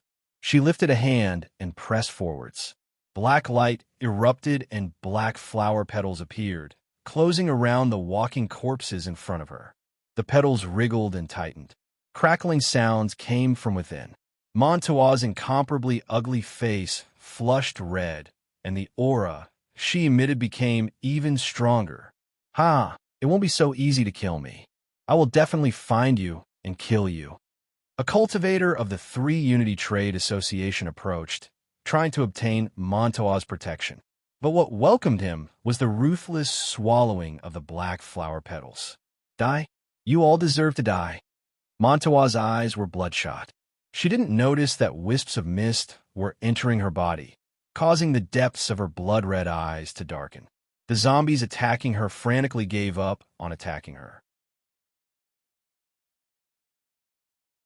Montoa screamed as she shuttled through the square, devouring all the zombies and cultivators of the Three United Chamber of Commerce in front of her. "Where are you? Come out." She had already gone mad. Or, to be more precise, she had already died. The only thing controlling this body now was a lingering obsession. Her hatred towards Qin Yu had overwhelmed everything else, causing her to become her current appearance. As the black petals crazily devoured her, her aura became increasingly strong. At the same time, the speed at which the mist fused into her body became faster and faster. The black flower was called Dachira. It was rumored to be an evil flower that bloomed in hell. It obtained great power by devouring the flesh and blood of living beings. What Mandala had summoned was the projection of the Mandala flower. It could devour living beings and obtain great power for a short period of time. But this method was a taboo that wasn't permitted by the rules. In a normal state, she could only use it once. Any more, and she would suffer a backlash that would eventually destroy her. But now, within this towering divine palace, and with the mist entering her body, Montoa, who was on the brink of death, actually managed to break through the shackles of the rules. Now, she strangely possessed a nearly endless swallowing ability. Moreover, every time she swallowed a cultivator or walking corpse, her strength would increase accordingly. The blood-red color in her eyes became increasingly thick. At the same time, the darkness in the depths of her eyes became increasingly deep. It gave off a feeling as if gray pupils were growing out of her blood-red eyes. Montoa's current aura was even more terrifying than that of a true evil spirit. The walking corpses in the square all felt fear. They no longer cared about chasing down the cultivators of the Three United Chamber of Commerce and began to flee. "Kill! Kill! Kill!" As she screamed, Montoa sped up even more, playing the role of a cruel hunter. She was still searching for Qin Yu, but, influenced by her instincts, she began to deliberately swallow the cultivators and walking corpses in the square. Within the reflection world, Qin Yu furrowed his eyebrows. This matter was indeed unexpected. If he allowed this to continue, Montois would inevitably become stronger and stronger, even becoming a threat to him. With his thoughts set, Qin Yu's eyes revealed a cold light. He stepped through the gap between worlds and arrived in the real world. Montois suddenly stopped. Even though she was far away, she still instantly discovered the aura engraved in her mind. Above her head, the black datura flower wildly wriggled, swallowing up the flesh and blood within, transforming it into a formidable strength. "It's you!" With a loud cry, Montois rushed out. The fog in front of her instantly exploded, spreading outwards and forming a straight channel. Qin Yu had a dignified expression. Only when he faced her head-on could he truly feel just how terrifying this woman was. Darkness, despair, and annihilation crazily attacked his mind. If his will wasn't firm, he feared he would instantly collapse, allowing her to swallow and slaughter him. But to Qin Yu, this wasn't able to affect him too much. He lifted a hand and punched out, causing the straight channel of fog to directly shatter. Then, the fog billowed outwards like a broken dam. With a loud rumble, its momentum shook the heavens and earth. "Ah!" Montois screamed. The black datura flower bloomed, wrapping around her, and then she was sent flying away. There was no joy on Qin Yu's face. Rather, his gaze became even more dignified. This was because his punch hadn't been able to cause much damage to Montois. The black datura flower possessed an extremely potent defensive strength, able to offset most of Qin Yu's strength. Bang! She crashed into the ground. The datura flower opened and Montois flew out. Many of the ugly scars on her body had cracked open. But what was strange was that no blood flowed out from these wounds. In fact, as the fog constantly poured into her body, her wounds began to rapidly recover. This was an ability that only those stone statues had. In that moment, Qin Yu's killing intent rose. He didn't know what had happened to Montois, but he couldn't allow this woman to continue living, otherwise it was likely she would become a great threat to him. Qin Yu stepped forwards and pounced forwards like a tiger. His flesh and blood rumbled, and his blood energy fluctuated, shaking the heavens and earth. At this time, he was like a million mountains descending upon him. A terrifying aura seemed as if it could crush the entire world into powder. His eyes brightened like stars in a clear winter night. A formidable will shot out like an arrow, actually tearing apart the fog. His will affected reality. This was a sign that it was about to solidify and transform into essence. It represented the absolute terror of his will. Montois seemed to feel a threat. She opened her mouth and screamed, but in the next moment, she seemed to be pierced by an arrow. She looked up, and her entire body bent like a bow. In the next moment, Qin Yu's fist arrived. The black datura flower protected its master, opening wide to swallow him. Qin Yu didn't pause at all. He welcomed the blooming datura flower and rushed in. The petals instantly closed, wildly wriggling and contracting. But soon, a giant bulge appeared from within. Bang! A petal exploded. The datura flower emitted a pitiful cry. Thick blood gushed out from where it broke. Montois' eyes flickered. In the final moment, she raised her hands in front of her. A heaven-shaking explosion, accompanied by the sound of flesh and bone breaking, made one's scalp tingle. Montois' entire body was sent flying away. A wild strength crazily rampaged through her body. All of her skin cracked apart, connecting together as if it would cut her to pieces. After withstanding Qin Yu's fist, the flesh and blood of her arms completely disintegrated, revealing the pale, white bones underneath. They had already broken into countless pieces. She crashed into the ground. The hard ground of the square instantly shattered, as if she had been torn apart by a hard plow. Rumble, rumble. In the horrifying sound waves, Montois' body nearly pierced through the entire square, causing a straight crack to appear in the ground. Like a thick brush stroke, it fell down from the heavens, splitting the world in half. Leaning against the ground, Montois' aura had nearly completely dissipated. The flesh and blood of her entire back had been ground away. Looking through the cracks in her bones, one could clearly see her shattered organs. She looked up at Chinyu, the blood-red light in her eyes extremely dim. "I will kill you. I will definitely kill you." Chinyu stepped forwards, his expression cold. "It's over." He lifted a hand and pressed it down. The towering divine palace was vast, so vast that one couldn't see the end of it. But compared to the entire fog sea, it only occupied a tiny portion. Shuhi steered the ship forwards in the fog. After circling around the palace for a long time, he arrived in front of another common-looking crack. He stood at the bow of the ship. After carefully looking at it several times, excitement lit up his face. He suddenly fell to his knees and pressed his hands against the deck. A faint blood-red light appeared between his fingers, spreading outwards like ripples. Wherever it passed, bloodline-like markings appeared on the surface of the ship. Thump, thump.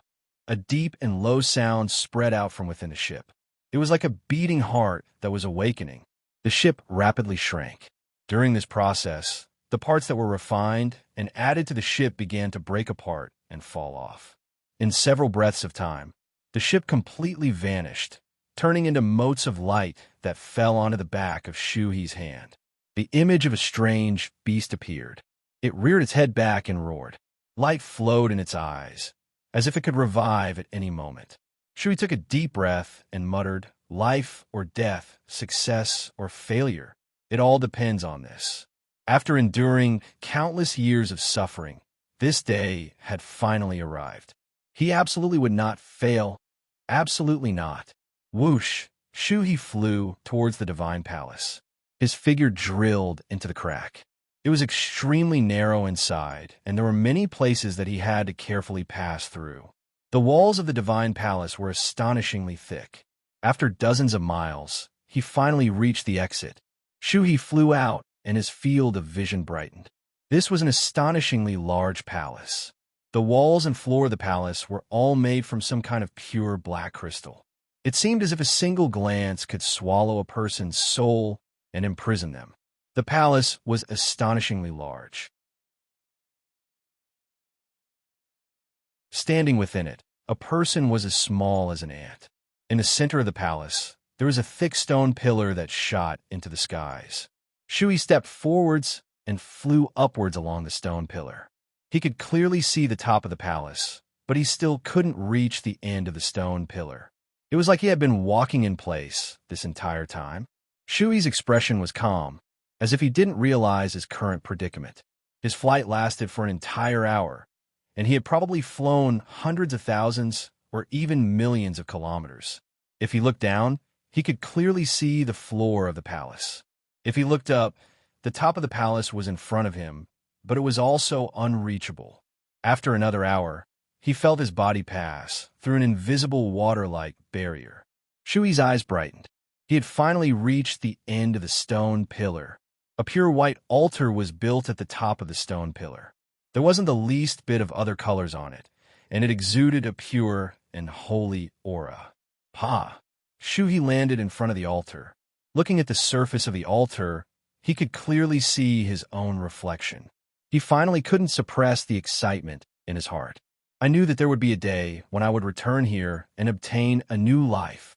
He lifted his hand, and the strange beast image on the back of his hand lit up. "You and I were both harmed by others.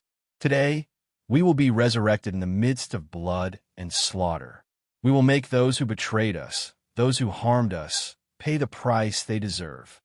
Bang! Blood-red flames suddenly ignited, wrapping around Shuhi. He roared out loud, "I will sacrifice all of them as repayment. Give me back my life." Strange beast phantoms appeared above his head. They opened their mouths and spat out auras. They flew onto the altar and turned into figures. These people were the cultivators of the 3 Unity Trade Association that had boarded the ship to enter the bewildering fog sea. But at this time, something unexpected occurred. The figures formed from auras burst apart like bubbles and dissipated. Beneath the blood-red flames, Shuhi roared out, "Impossible!" He couldn't accept what had happened in front of him. For the sake of today, He had painstakingly tormented himself. He only had one chance. Now that he had made his move, he had failed before he even started. He absolutely couldn't allow such a result. Ah! Shui screamed. But suddenly, his pupils shrank. This was because above the altar, there were still several figures that hadn't been destroyed. One of them was particularly clear, and it was surrounded by faint traces of black energy. Montois! Shui lifted a hand and opened it. In the next moment, his fingers exploded and blood gushed out. After it left his fingertips, it disintegrated and turned into a blood fog. As if attracted by an invisible strength, the blood fog fused into the Montois phantom above the altar. Blood vessels appeared, spreading through her entire body in the blink of an eye. Then, she turned from nothingness into reality. Blood-red eyes fell on Shui. Montois said in a soft voice, "Thank you." Square. He slowly drew back his fist. In front of him was a bottomless black hole, and Montois, who had originally been at the position of the black hole, had vanished from sight. Who had saved her? The aura that descended just now was evil and cold, as if it had been buried underground for countless years. He closed his eyes, and his divine sense erupted, sweeping out like a hurricane. After a long time, Qinyu opened his eyes, a gloomy expression on his face. There was no trace of her, as if she had evaporated into thin air. Qinyu's frown deepened. He suddenly felt that this palace in front of him was even more mysterious. He took a deep breath and soon composed himself. Although he hadn't been able to kill Montois, this wasn't important to him. If it weren't for the fact that he wanted to solve this problem in one go and that he just happened to have a suitable method, he wouldn't have placed those people from the 3 Unity Trade Association in his eyes. Finding the stone bead and unraveling the secrets of this palace was the most important matter. If she escaped, then she escaped. If she didn't appear again, that would be for the best. Otherwise, he would just have to kill her again. Qin Yu's figure moved, leaving the square. He submerged into the thick fog and continued to explore the unknown range of the Divine Palace. In the depths of the Sealing Stone Nebula, every sealing stone was inconceivably large. It was like a floating, ancient, divine mountain. On one of the sealing stones, there was a massive and luxurious palace built. In the main hall, 3 figures sat around a round table. The tea on the table was steaming hot, emitting a tantalizing fragrance. If someone with a lower cultivation were to take a single breath, they would explode from the strength contained within the tea. True peak existences, no matter where they were, had the qualifications to live a life that ordinary people couldn't even imagine. But right now, none of the 3 people in the hall were in the mood to enjoy this incomparably precious spirit tea. They allowed the tea's strength to dissipate in vain. An invisible suppressive strength caused the air to fall silent, as if it were a block of transparent ice. But this silence would eventually be broken. In the main seat facing the entrance, an old man in a purple striped robe slowly said, "Those that entered the fog sea have all died. 64 masters, the weakest of them were peak blue sea and even half-step tribulation immortals." But there were nothing in his words. This was a nearly closed-off environment. Over the endless years, a massive number of masters had gathered here. Those that weren't at the tribulation immortal realm weren't worth paying attention to. The silver-haired, middle-aged man on the left had a grim expression, borrowing the walking corpses to slaughter the cultivators of the Chamber of Commerce. It can be seen that this person has the strength to deter the walking corpses. Is it because of an external object, or is it because of him? The last person said, "No matter what the reason is, we must obtain it. Without the walking corpses restricting us and avoiding those stone statues, we might have a chance to uncover the secrets of the Fog Sea." The old man in the purple striped robe revealed a thoughtful expression. "I'm only worried that our actions will arouse the attention of the echelon existences." The silver-haired, middle-aged man sneered. "What are you afraid of? They were just lucky to arrive earlier than us. If we really fight them, we might not be afraid of them." The last person said, "Even so, we still need to be cautious. Don't forget that cold fire that died not too long ago. He was trying to break into the echelon, but then he died without even knowing why. The silver-haired, middle-aged man stood up. If we don't go all out, you and I will never have the chance to step into the echelon. If you are afraid, I will do it myself. The old man waved his hand. Silver King is right. We will have to fight sooner or later. There is no reason to miss this opportunity. He looked at the last person. I will join. After several breaths of silence, the last person said, all right. On the pure white altar, blood-red flames wildly burned. Montawa was wrapped up in broken dachira flowers. She recklessly laughed. You will never be able to kill me, but as long as you agree to a condition of mine, I will give up resisting and allow you to complete the sacrifice. Shui said in a low voice, speak. Montawa lifted a hand. Black energy wove together in the blood-red flames, revealing Qin Yu's figure. Find him, and then use the cruelest method in the world to kill him. Shui nodded. All right, I agree.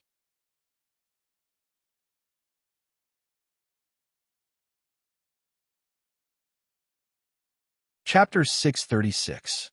The deeper he went into the divine palace, the more stone statues there were. But because the green divine water concealed Qin Yu's aura, or because the stone statues feared its strength, Qin Yu was able to temporarily rid himself of the stone statue's threat. It was clear that his decision to suppress the temptation and leave behind the divine water was the correct one. And most importantly, after removing the threat of the stone statues, the entire divine palace no longer posed any danger to Qin Yu. He could calmly walk through the divine palace, exploring it bit by bit and uncovering its hidden secrets. In a slightly smaller palace, Qin Yu stood in front of a stone statue. As he looked at the skeleton that had fallen to the ground, he revealed a dignified expression. After entering the bewildering fog sea, he had seen many corpses, but this was the first time he had seen such a rotten corpse. Of course, the reason he was so cautious was because this skeleton gave him a very different feeling. Even though it was already dead and all that was left over were pale white bones, it still emitted an extremely sharp and fierce aura. It was like an unsheathed sword that pointed towards the heavens, wanting to pierce a hole in the heavens. Every bone had some kind of strange pattern. They started from the bones of the feet and went all the way up along the bones of the legs. With the spine as the channel, they continued to radiate to both sides, covering all the ribs on both sides. Finally, they entered the head from the cervical vertebrae and converged on the brow bone.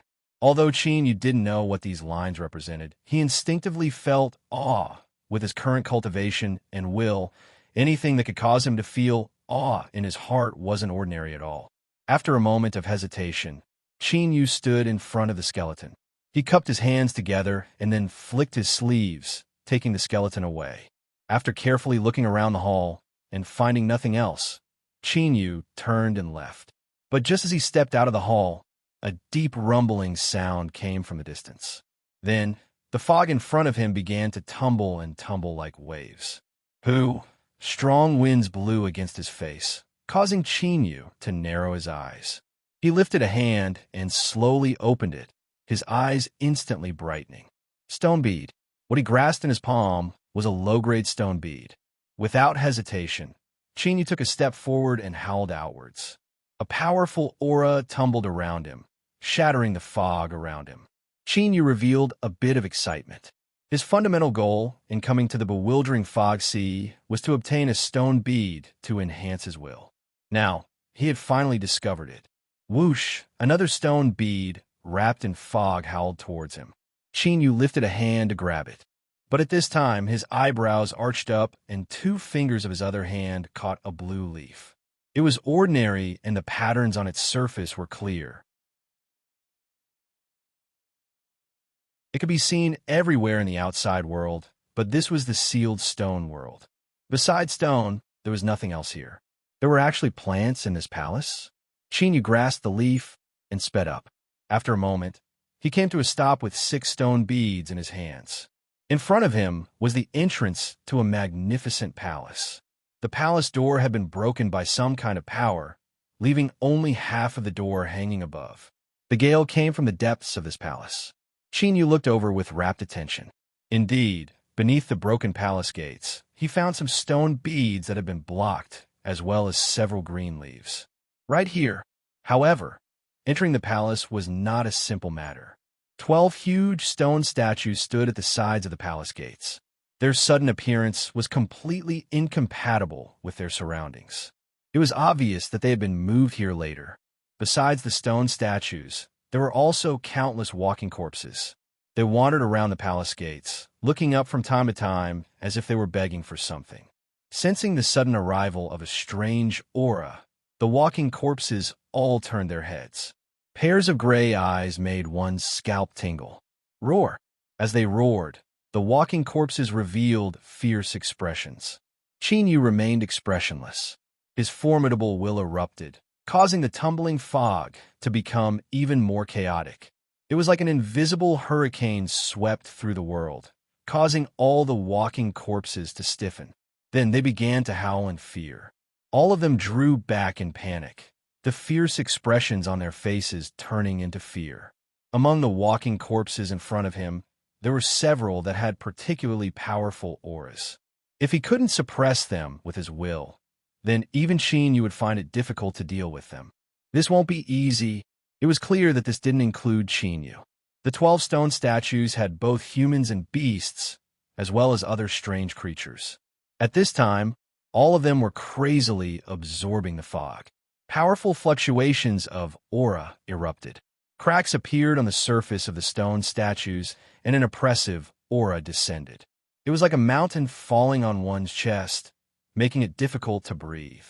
Yu's complexion was dignified. He hadn't tested facing 12 stone statues before. He lifted his hand and a jade box appeared. He opened it to reveal green divine water. With a thought, the aura of the divine water immediately spread out. Roar! The retreating walking corpses became restless once more. They paced back and forth, their powerful strength causing the ground to crack apart. The aura of the divine water had an incomparably powerful allure to them. A walking corpse with its chest split open and its organs half exposed suddenly howled and leapt forwards like a bolt of lightning. But before it could approach, it emitted a miserable scream.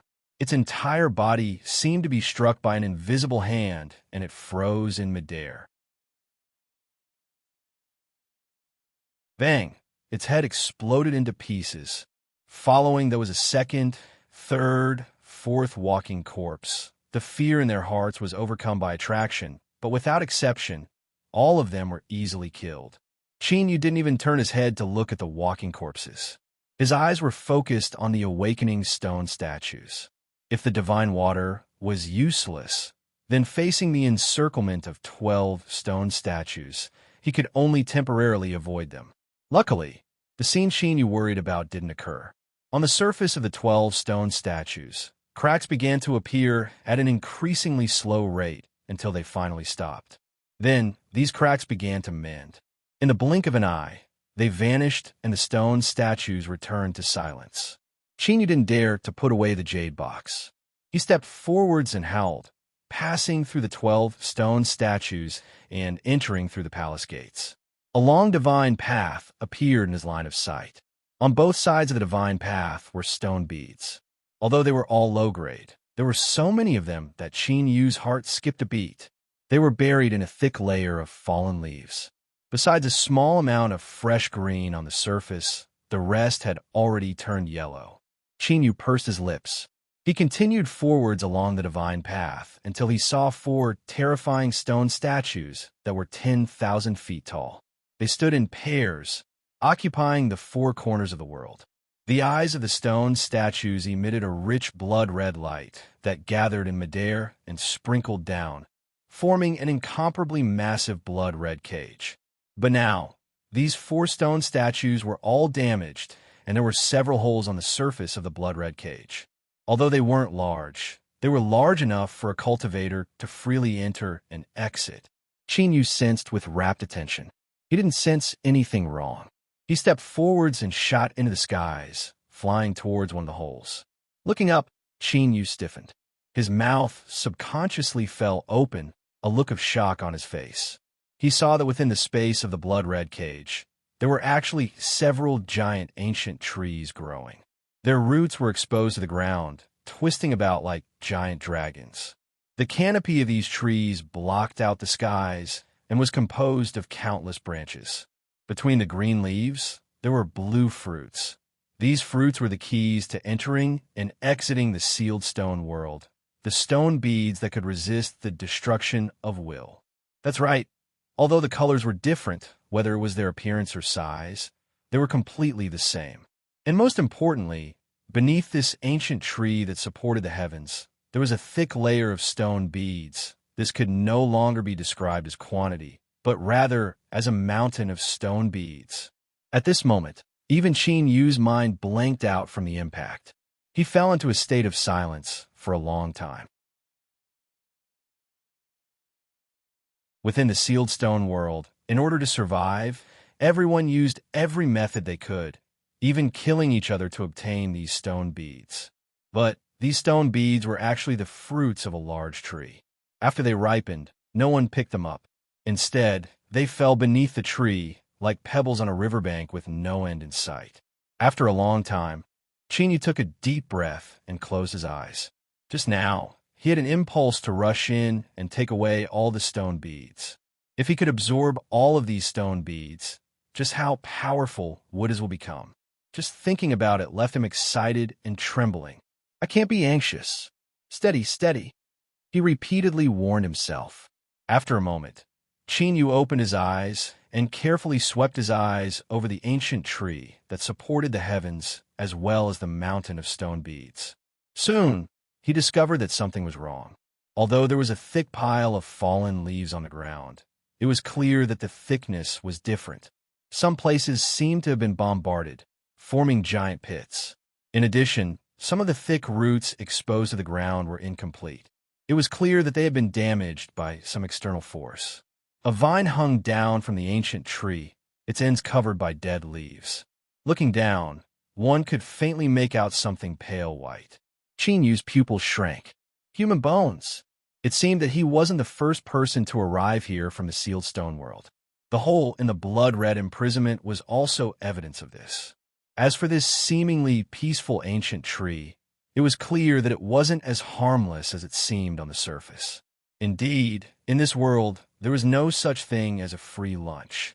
The reason Qin Yu was able to easily rush in front of the ancient tree was because he had a lucky chance that allowed his will to transform, and he had also obtained the divine water.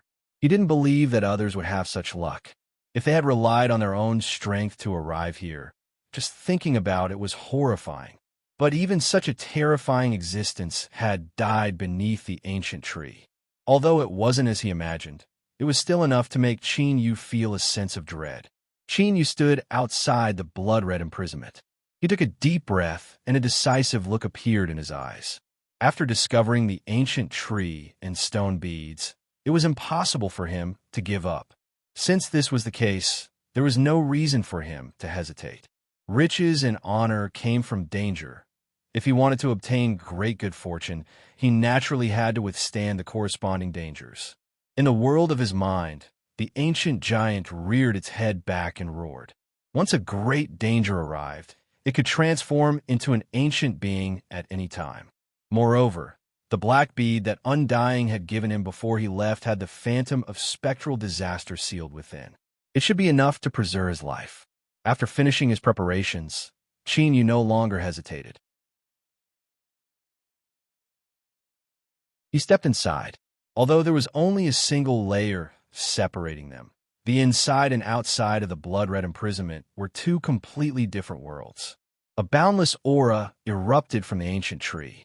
It was like the incarnation of the heavens and earth, suppressing all life that intruded into its domain. Qin Yu stuffily coughed.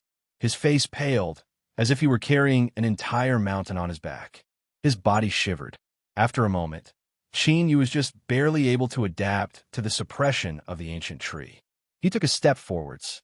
This simple movement seemed to exhaust all of his strength. Sweat gushed out, instantly covering every inch of his forehead. Qin Yu could almost hear his spine groaning in pain. A thought uncontrollably drilled out from the depths of his heart. It is impossible for you to resist this suppression. Give up. The more he suppressed it, the more this thought tumbled in his mind. It was like grass had grown over his heart, and his eyes were filled with hesitation and apprehension. In the world of his mind, the ancient giant roared out loud, as if it were roaring at the heavens. Qin Yu's eyes regained clarity, and his complexion darkened. He had been cautious enough, but he had unknowingly fallen into the ancient tree's trap. He looked up at the ancient tree that was millions of times larger than him. His eyes were as firm as a boulder. I can definitely do it. The second step, the third step, the fourth step. Qin Yu slowly walked forwards. Sweat soaked his black robes, dripping down his sleeves and falling to the ground. Although he had withstood the suppression of the ancient tree, he didn't dare to relax in the least. Qin Yu didn't believe that this was all the ancient tree's methods were. The stone beads were the key to the sealed stone world. They were the barriers that the living beings of this world relied on to survive. In other words, this ancient tree that could produce stone beads was the foundation of the sealed stone world. How could Qin Yu dare to be careless? The range of the blood-red imprisonment was vast, but the ancient tree's canopy was even greater. Qin Yu soon arrived in front of the mountain of stone beads. Even though he had already seen it, only when he truly stood in front of it could he clearly feel the intense psychological impact. Just as a ripple appeared in Qin Yu's mind, a powerful impact suddenly arrived. It was like an arrow coming from the horizon, falling between Qin Yu's eyebrows. Bang! His ears rang, and his vision fell into darkness. Qin Yu felt like he was a wooden plank in the middle of raging waves, about to be smashed to pieces at any moment. Before the first wave subsided, the second attack arrived. Qin Yu's face was drained of blood, and blood flowed out from every orifice of his head. On the canopy, a vine slowly fell down. It gently swayed, as if it were happy that it would soon be able to catch its prey. The vine wrapped around Qin Yu's body, slowly tightening around him like a snake. It lifted him up from the ground and pulled him towards the canopy. At the same time, the third impact arrived. Qin Yu's body twitched several times before he slumped to the ground. Walala! There was a faint sound from the canopy. The branches and leaves scattered outwards, revealing several translucent mouthparts that looked like straws. Gulp! One could clearly hear the sound of saliva being swallowed. It was like a person that had been starving for many years and finally had a feast placed in front of them. Just as these straw-like mouthparts were about to stab into Qin Yu's body, his eyes flashed open. He lifted his hands and instantly shattered the vine. Then he punched out. Peepa, peepa. The several straw-like mouthparts were directly crushed into powder. As if someone had stabbed a sore spot, the entire ancient tree trembled. Thus, the world within the blood-red prison also began to shake. Countless thick branches came crashing down, blotting out the skies. Qin Yu roared out loud. His bones emitted explosive crackling sounds, and he instantly grew to 100 feet tall. Since I've already entered, I won't leave so easily. This was an inherited secret technique of the ancient race. At this time, not only did Qin Yu's body reach 100 feet, but the strength he could erupt with also wildly rose. He lifted a hand and punched out. There was a loud roar between the heavens and earth. A towering phantom appeared behind him, punching out with his fist. He was borrowing the strength of the ancient race ancestors. Bang! With a heaven-shaking explosion, the countless branches were forced back by a formidable strength. They trembled and disintegrated. Qin Yu calmed down. He discovered that the strength of this ancient tree wasn't as terrifying as he had imagined. It seemed that its greatest reliance was the impact of will from before. But unfortunately, it just happened to be within the range he could withstand. Whoosh, whoosh, with the sound of breaking air, vines howled out. Their surfaces split open, revealing countless black saw-teeth that shined with a metallic luster. At the same time, the surrounding branches that formed the canopy closed in from all directions, reducing the space he had to move around. Without expression, Qin Yu lifted a hand and pressed forward. The phantom of a towering mountain appeared. As it appeared, it released a proud and aloof aura that couldn't be suppressed by the heavens and earth. One of the ancient race's 3 sacred mountains, suppressing sea. Ancient race. Cries of alarm rose up. The howling vines began to retreat at an even faster speed. As for the surrounding branches, they rapidly retreated. Motes of green light emitted from the ancient tree. They condensed in midair, forming the figure of a young man. His body was slender, and his eyebrows were slightly feminine.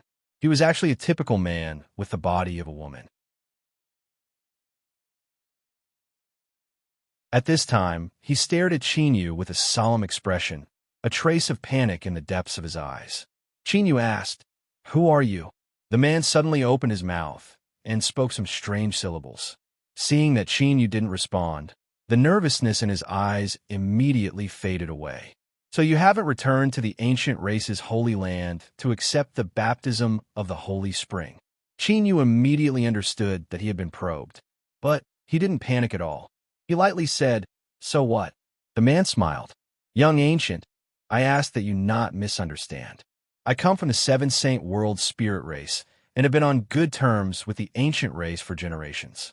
Because of some unforeseen event, the ancient race has declined. That is why I am surprised to see you here."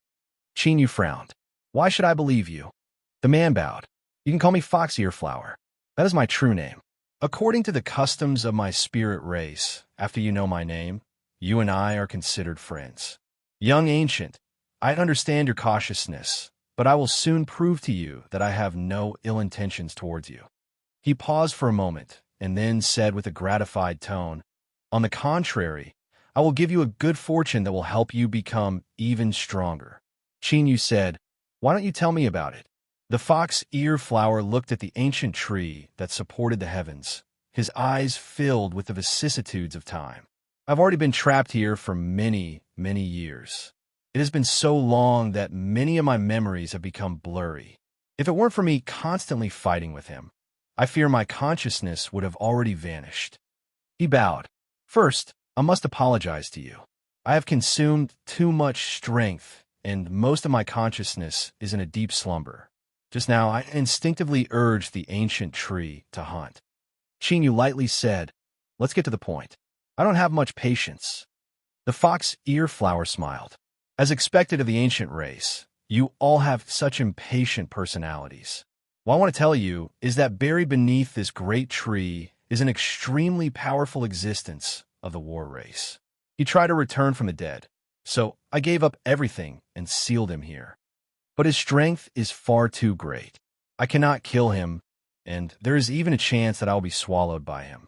But if we join forces, we can kill him and evenly divide all of his strength." That you're tuning in to the Warrior Lore YouTube channel. Don't forget to subscribe and join us on this journey to catch the most captivating stories.